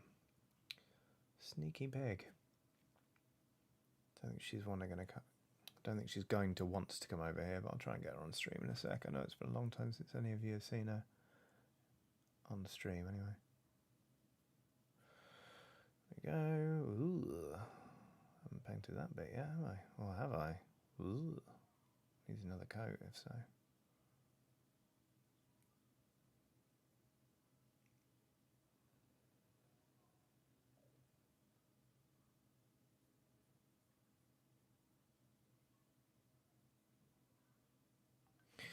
Okay, getting there. I think again, once these things are shaded, they're going to look a lot better. But first, Watson, come here. Watson, come here. Are you a good girl? Who's that? Watson, come here. You a good girl? Yeah. Hi. Hi. You gonna come up? Hi. Oh, up here. Oh, come on. I haven't got Watson come on. Watson! No, she's having none of it. Sorry, everyone. I tried. Christ. You probably heard that, though. Bobble wop.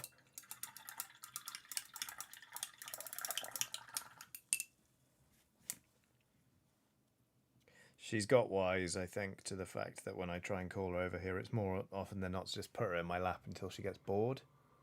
So she's not that keen on doing it anymore. Which I can respect. She doesn't like being in my lap very much because my legs aren't very long.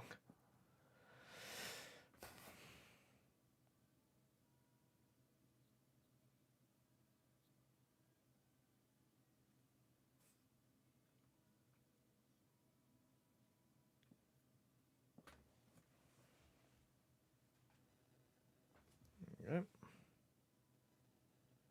Goblin, they still look quite rough. But oh well.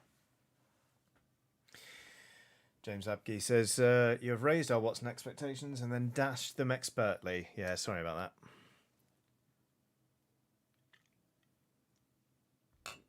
that.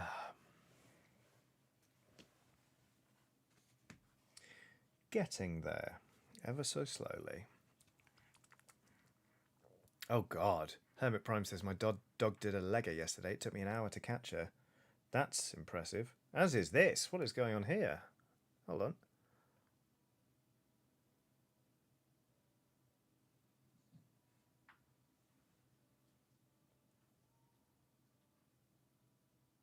It's like pulling an enormous bogey out of the bottle.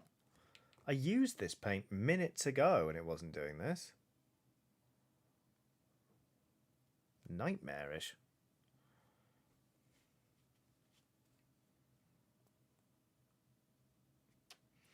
Ooh. Oh, that was entertaining, wasn't it? It's like cheese. Like some good old-fashioned mozzarella. Julia Echo says, well, that was horrible. Alyssa says, forbidden mozzarella. There you go. Always nice when your paints conspire to just alarm you every now and then. Keeps things interesting, doesn't it?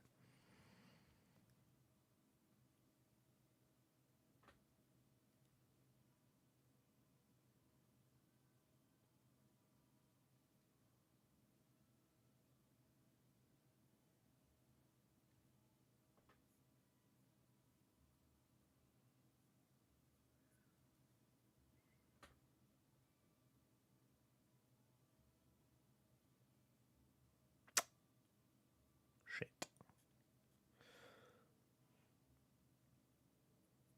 No, went alright. In the end. James Abke says, paint bottle auditioning for pizza commercials. Oh yeah, don't they use something other than mozzarella for those shots where they're like, because I know, like, for example, when they pour milk on cereal in adverts and they're like, it's so milky, it's glue. Because milk doesn't sort of stay that white and that separated from the actual cereal. I could have sworn they used something else for the actual cheese. Cameron Grant says, it's glue. There you go. Yep. Good, cool. Really nice to know that we're all sitting there salivating over the thought of eating glue. Nothing terrifying about that at all.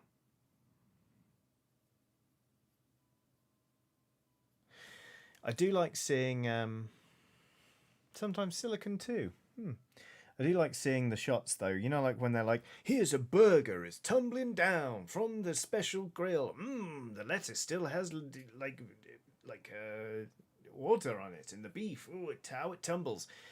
The shots when they actually show it with these high-speed cameras, where it's just basically like it's all on wires in separated layers, and then they just 1, 2, 3, ka-chunk, like drop the camera and the stuff, and it's just like, oh, beer foam is soap foam in ads, says Ronnie. That's grim, isn't it? I really like. I love seeing the real-time version of those burger drops.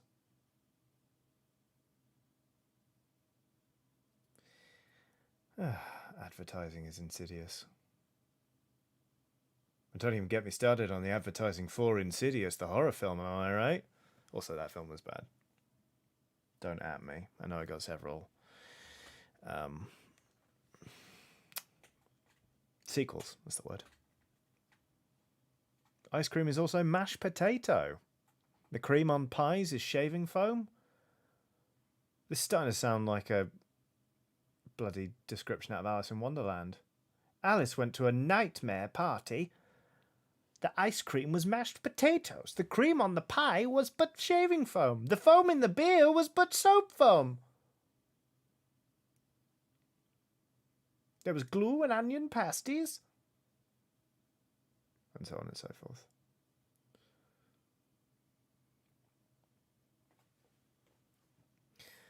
Cheerful Spider says, I think pancake syrup is motor oil? Fucking hell.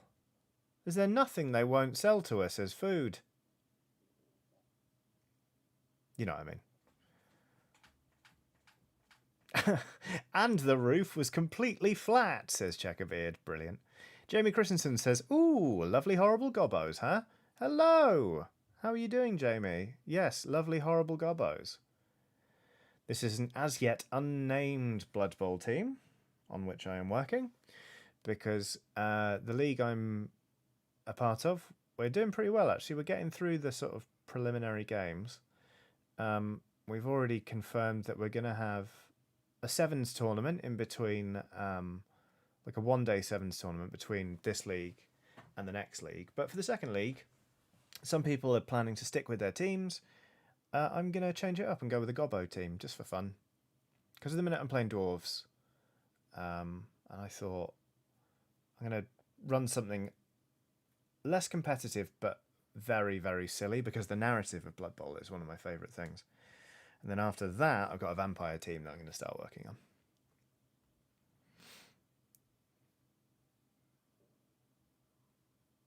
Checkerbeard, I did know this one, but Checkerbeard says anything steaming is sat in front of a just microwaved tampon. Wet tampon, excuse me. Yeah, they soak a tampon in water, microwave it wrapped up in cling film, and then open the cling film and the steam. There you go. WhoMD21 says team name, the Flat Roof Murder Pubs. I mean, something like that is very tempting, isn't it? I'm going to have a think. I'll let you know.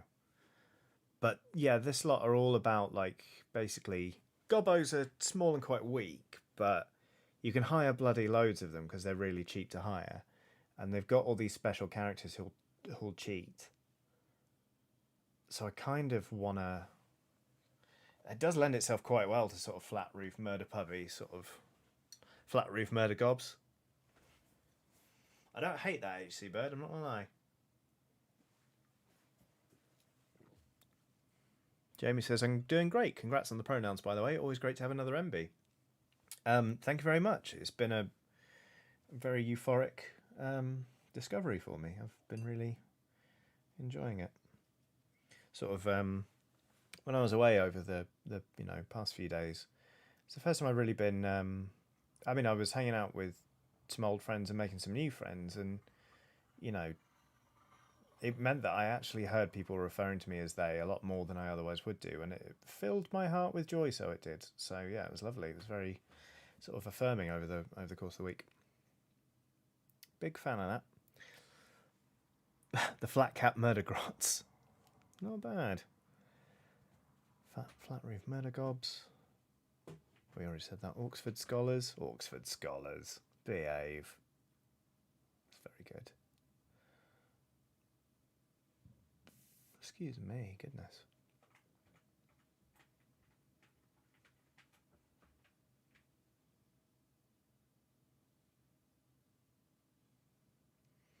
Purple Potato says, what about the terracottas to honour the paint choices?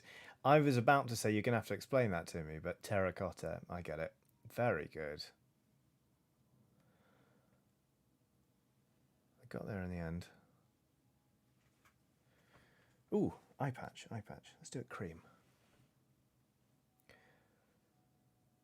Phew, I'm really pleased to say that I think this team's going to look quite nice. Once I've layered up the skin and given them some shade, and then basically what I'm trying to say is once I finish painting them, but you know what I mean. They're starting to believe, basically. Because so far it's just looked like I've daubed paint on in roughly the right places, but to no great effect. But now it's starting to feel like an actual Blood Bowl team. Though there are lots of details still to go.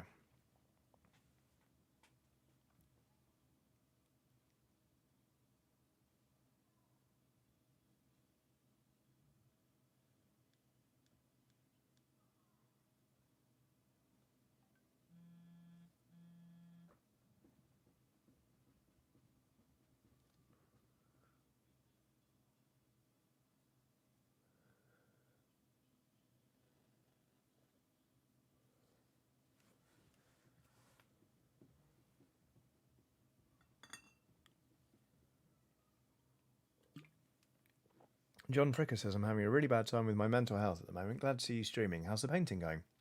Wondering if I will manage some today. Might be an Overwatch day instead. Well, firstly, I'm very sorry that you're struggling at the minute and that you're going through it. Very glad to be painting and to give you something to watch. If you do manage to paint, so much the better. But also, an Overwatch day sounds bloody lovely as well. I haven't played Overwatch in the longest time, and I used to play it an awful lot. I'm kind of hoping Overwatch 2, whenever that arrives, will sort of get me back into it. But it is a delight. So if that's what you end up doing, then you absolutely crack on. It sounds like a bloody delight. When did I stop playing? I stopped playing just before Moira came off the test branch. But I dipped back in after Baptiste was added, because I had a great time playing as Baptiste, but also as Mr. I Love Atoms and I'll Smash You All Up person. That guy. Can't remember. The Chuck says, who did you main in Overwatch? Okay, so I started out as a Lucio main. Back when Lucio's buffs were line of sight. As soon as they brought in the circle, I couldn't do it. Like, keeping everyone in. I absolutely just could not hack doing that. So after that, what was I? Orisa was a big one for me. I started playing Mercy a lot. I love playing support characters, to be honest. Played quite a lot of Junkrat when we were sort of low on DPS. But yeah, I would say Orisa became my main. Talman has done a super chat. Say happy 4th, brackets belated, from the colonies. Lovely stream to have on while I obsessively play Hearthstone. There's another game I haven't played in a while. I last played it just after the Cthulhu expansion came out. But I found the rate of expansion releases too quick for me to keep up with, because I wasn't playing it loads, but I wanted to play. But then I was like, oh, Sigma, that's their name. I just found I was playing lots of Cthulhu deck games, and then suddenly it was like, and all of this new stuff's out. I was like, And then, like it moves so quick that really I felt like I needed to be playing it a lot every day, and I wasn't, so I dropped back out of it. But oh, goodness me. Raging Angel says, "Hi Johnny, after rewatching a bunch of Late to the Party videos recently, I've been wondering, did you ever play the rest of Firewatch?" I did. I played it on the Switch. It was bloody great. It was lovely actually to really crack into it and get all the way through. Did I finish it? I think I might have stopped like an hour before the end because I needed to go to bed and I haven't picked it up since. Whoops. But yes, I played a lot more Firewatch and it was bloody brilliant. So what I need to do again is Obra Dinn. I need to actually get through that game.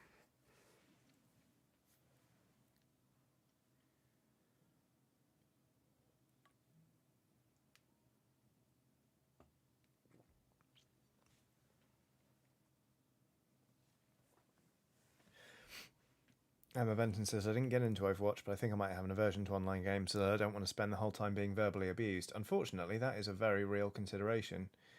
And yeah, Overwatch could be pretty bad for it, like so many other games, to be honest. But yeah, it's grim. I think that's why Apex took off as hard as it did, because you can communicate and say so much just with the ping system without ever having to use voice chat. Like, I hate using voice comms. I'll use them in Sea of Thieves, but that's about it. I don't like talking to strangers over voice, and I'm not somebody, when people hear my voice, I get a pass. Whereas, I know friends who never, ever, ever use their mics because they just know that whatever's going on, it's like zombies realizing that the person in their midst is a human. They just kind of drop everything, go, must harass, and it's horrible. It's really shit. Because it's alienating a huge percentage of the gaming community. Like, absolutely vast. And people want to pretend that, like, ooh, women don't play games. They fucking do. It's just that they're not talking to you because you can't be trusted to behave. So, yeah.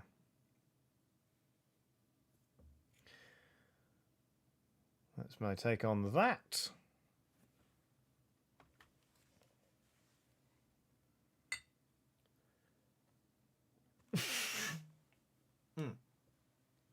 Oh, okay, I misread that. John Fricker said, "I hardly ever use voice comms on Overwatch." What I thought they said was, "I hardly ever use voice comms on Firewatch," which I thought was a very, very funny and timely joke. So that's why I laughed. The Jigmeyer has asked, "How do you separate politics from gaming? Like, how does anyone still play Ubisoft games while calling themselves woke, for example?" Sorry for the heavy question. Okay, so firstly, I would say that woke is a term that's been co-opted, so that it's actually just a word that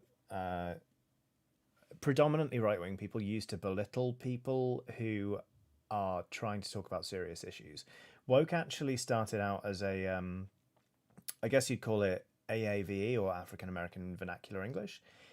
Basically, it was a black slang term to specifically refer to, if I've got this correct, black people who are sort of aware and sort of consciously conscious of the fact that the deck is stacked against them in America, that black people are denied the same privileges and freedoms that white people are, due to systemic racism that was built in from the get-go at the founding of America. And I'm focusing on America here because that's where the term came from, not because other nations don't have a problem. I mean, for the love of God, the UK has a huge, huge problem with race.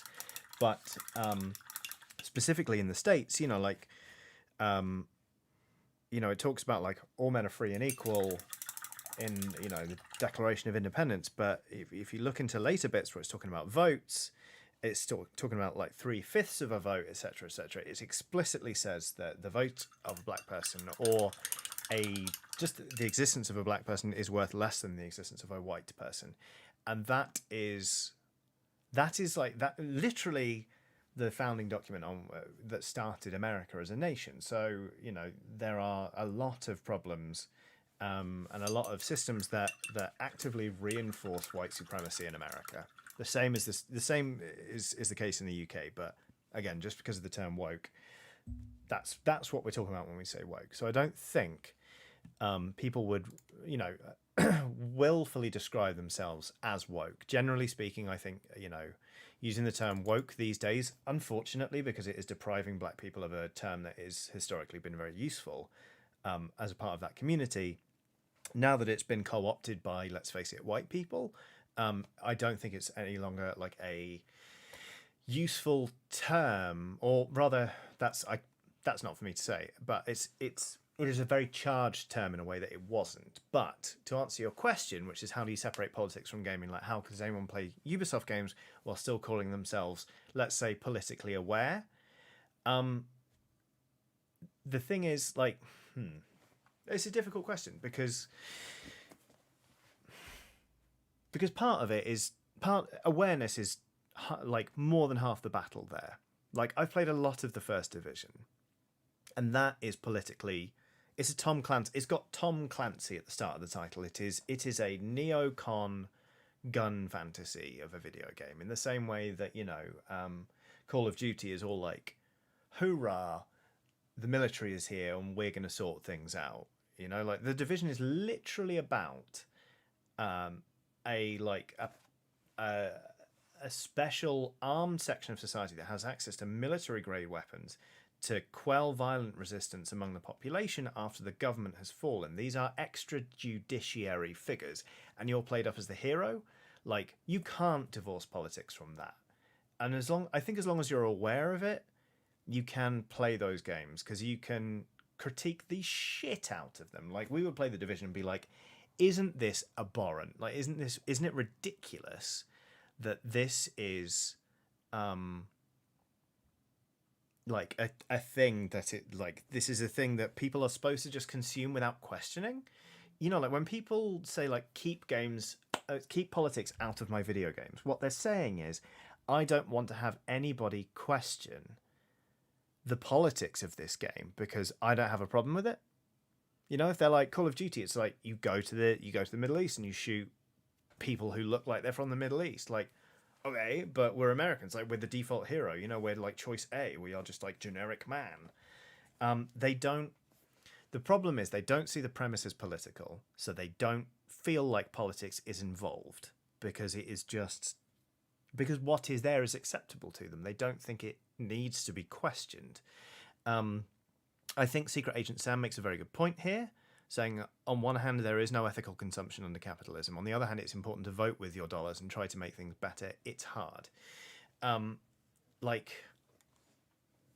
It's true. I think there does need to be I do feel like things would be better if companies were more aware when their games are just like politically problematic. But the thing is, I think the vast swathes of their target audience don't see them as problematic and are perfectly happy to play them. Increasingly, I find myself unable to enjoy video games when they have that narrative. Like the Division 2, I kind of slated it toward the end of my review for Eurogamer, because I couldn't get past the politics of it. Like, how can you say that it's a game that isn't deeply political when you go to save the Declaration of Independence, for example? And Outriders, it was a game with like such violent colonial overtones where like it was almost parody. You as an outrider in Outriders are absolutely the bad guy. Like, you wake up by mistake 30 years after you were put into cryo, when before it was just like, we're exploring this world. Oh no, something has gone wrong. You wake up and there are basically, like, they admit that the bad guys in this game, the ones you're fighting, are all basically refugees, that they woke up from cryo sleep but didn't have the resources to support, so just shut them out. So these people are rallying against the people who brought them there and abandoned them, and they're like, oh, these insurgents, they call them fucking insurgents. And it's like, how can you conscience this, especially since at the end of like 4 out of 5 conversations in that game, I swear to God, your character shoots someone in the head as a punchline. Like, it is politically like so tone deaf. And at first it was so over the top as to be genuinely quite funny, but in the end it just killed any enthusiasm I had for that game. So that was quite a protracted thing that I went on there, but hopefully that answered your question, the Jigmeyer. So yeah, there we go. Whew. Cameron Grant says, I'm pretty sure Outriders was a parody about colonials in the last half. Oh, well, I mean, I did not get to the last half of that game. And this is the weird thing. It's like, hang on, how do you... Oh, God, the planet's called Enoch. I didn't even twig that. Thank you, Lennon. Like, you don't hide that stuff in the last half. You don't go like, psst, hey, you, and then get all loosey-goosey being like, it's parody. Like, because the vast majority of people aren't going to see that. You know, it's just, oi. I don't know. It's a lot. It's complicated, and I am unable to fix it myself, but I do have opinions about it. And yeah, just increasingly, in answer to the question, like, how can you divorce the two things? I find I can't. Or rather, I can't suspend my disbelief to the extent that I can enjoy it. Like, I can still very much enjoy the Michael Bay seminal classic The Rock, starring Nicolas Cage and Sean Connery, even though that is very much like hoo-ah. But when it comes to video games, sometimes I just find it very hard. Yeah, I said loosey-goosey, and what?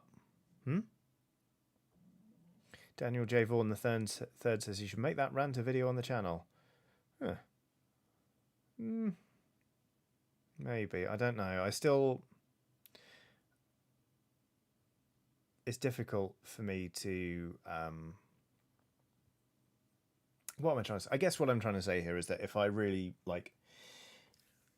If I want to promote people talking more about the origins of systemic racism in the United States, it would be better if I just amplified black voices rather than cut out a bit of my own stream and went, hey, look, here we go. But I'm glad people that resonated with people either way. But the thing about goblins in Blood Bowl is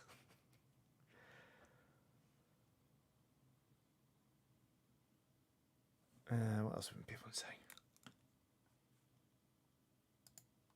Matt O'Connor says, I think it's harder even for video games because you're the one portraying the bastard. Yeah.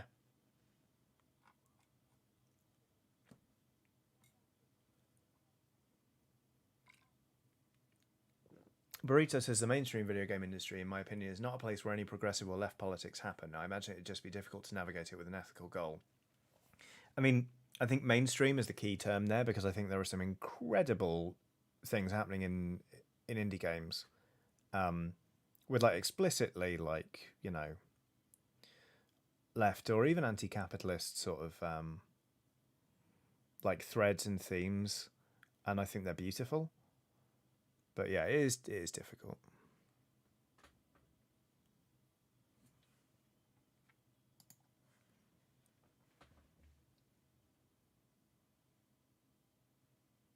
Oh shit, I got some cream on the red. Ah, fuck it. Well, I'll just paint that red again. How are the gobbos looking, says John Fricker. They're looking like this. Right now, it looks very much like a goblin with some unbelievably, like, cream-coloured bits. And I am going to shade this. So, oh shit, here comes E for Burn with the all-time classic. I'm going to shade them and they're going to look different, is the answer to that question. But right now, I need to tell you about a little pair wearing a sports headband, because that is a pair wearing a sports headband who is reclining seductively on top of the word going, because they're raising an arm and waving, and the text above them says, how's it? So the question is, how's it going? And the answer, E for Burn, is, it's going great. Thank you so much. We overdid it on the super stickers earlier, but you know what?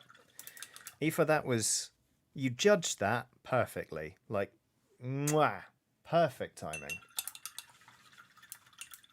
James Agbaki says, I'm absolutely forced to notice that the pear has knees. Oh, the pear's never been in question. The pear is untouchable. It's the lemon I'm not sure about.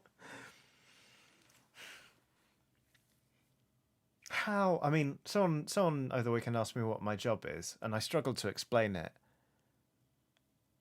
And you can see why.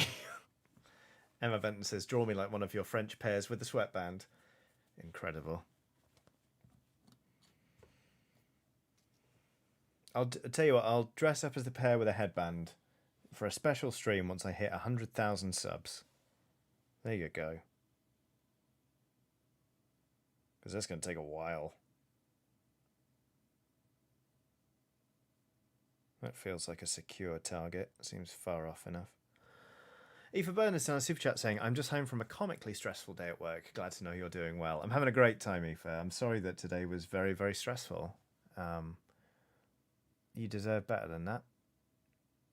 But I hope that you can now unwind and have a lovely evening doing whatever it is you most want to do.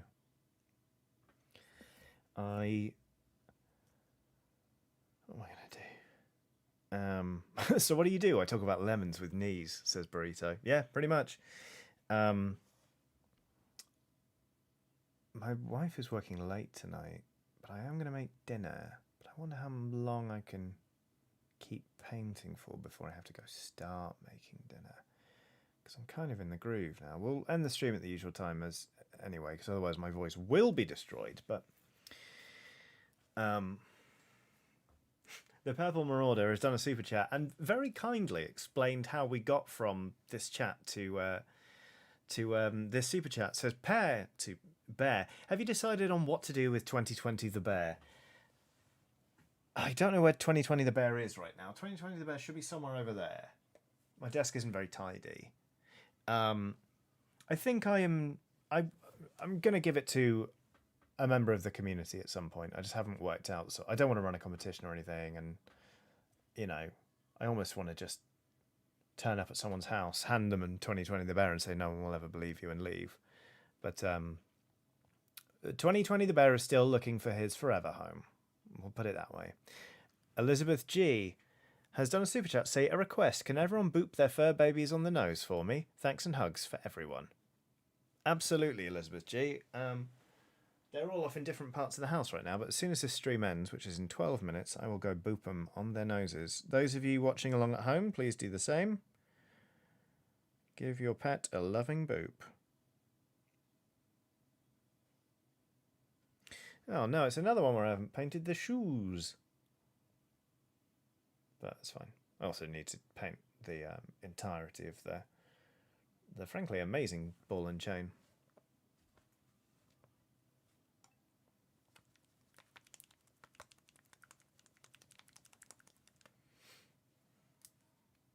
Boop complete, says Farah WJ. I tell you what, we get things done around here. We get results. Fur baby has been booped as requested. Cat booped. Did a scritch instead. Hope that's okay. Boop accomplished. The nose has been booped. Got a confused purr. Given 2 boops. Perfect. There we go.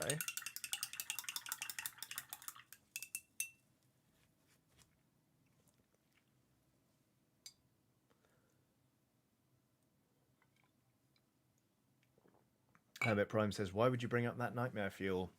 Hey, look, 2020 the Bear was, you know... I mean, it happened, didn't it? 2020 and the Bear. That bear was... I thought that bear was going to be so much fun to paint.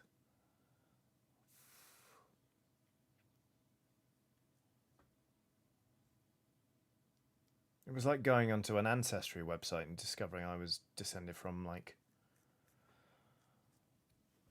a horrible serial killer or something. It was really unpleasant.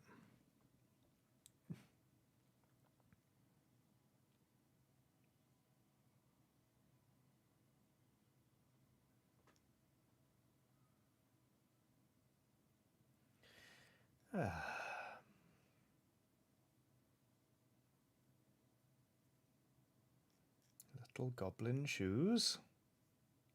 There we go. Oh, it's warm in here. It really is. I have to say. The apron doesn't really help, but it does help me not ruin another pair of jeans. So that's good. I might just end up tie-dyeing the ones I have or something that I ruined. Right, that, I think, good God, is all the cream. So I can either do leather straps or skin. Oh, I need to do a bit more cream on that thing. That's what I need to do. Oh.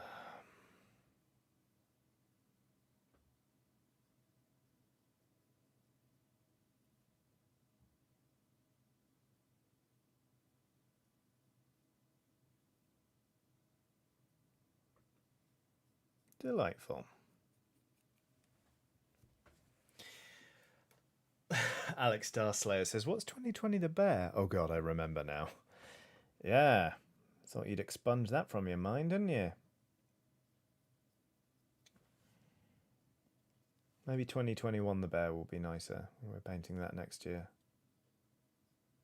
It feels like it's slightly less nightmarish, 2021, maybe, I don't know. Jack Wood says, right, I got to bounce. Apparently feeding myself is important. It is, Jack Wood. And you know what, you've picked a pretty good time, because I'm going to be ending the stream soon anyway. Although I might make dinner and then do a bit more painting, to be honest, because I've really been enjoying this. So if I do, I will post pictures of how these goblins turn out. And then, I mean, I've got so many of them. I've got, right, the rest of this tray is 1, 2, 3, 4, 5, which I think would give me enough. 6, 7, 8, 9, 10, 11, 12, 13. That would give me enough for a starting roster.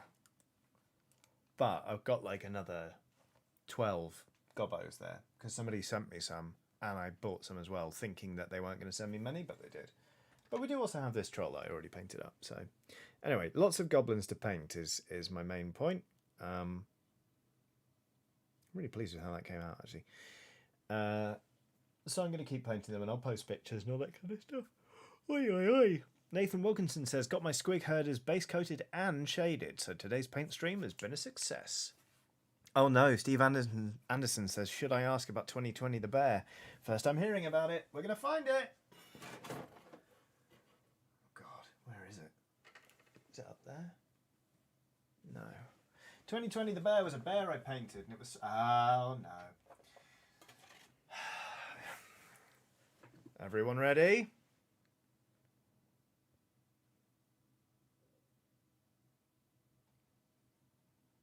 This is 2020 the bear. It's called 2020 the bear because just look at it. Exposed muscle, horrible clown makeup, a weird ruff. It's 2020 the bear. Started painting it on a stream and then got quickly upset by it. Nobody was having a good time by the end of that stream. And yeah, we've named it 2020. And Emma Venton says I kind of want him. Did somebody say wedding present? Yeah, 2020 the bear. It's become like a horrible nightmare mascot. It's like Candyman. It's like everyone sat on the stream being like, don't say 2020 the bear, or 2020 the bear will appear. Arcadia says, I'm calling for an entire Blood Bowl team of those. Arcadia, please, no. Be horrible.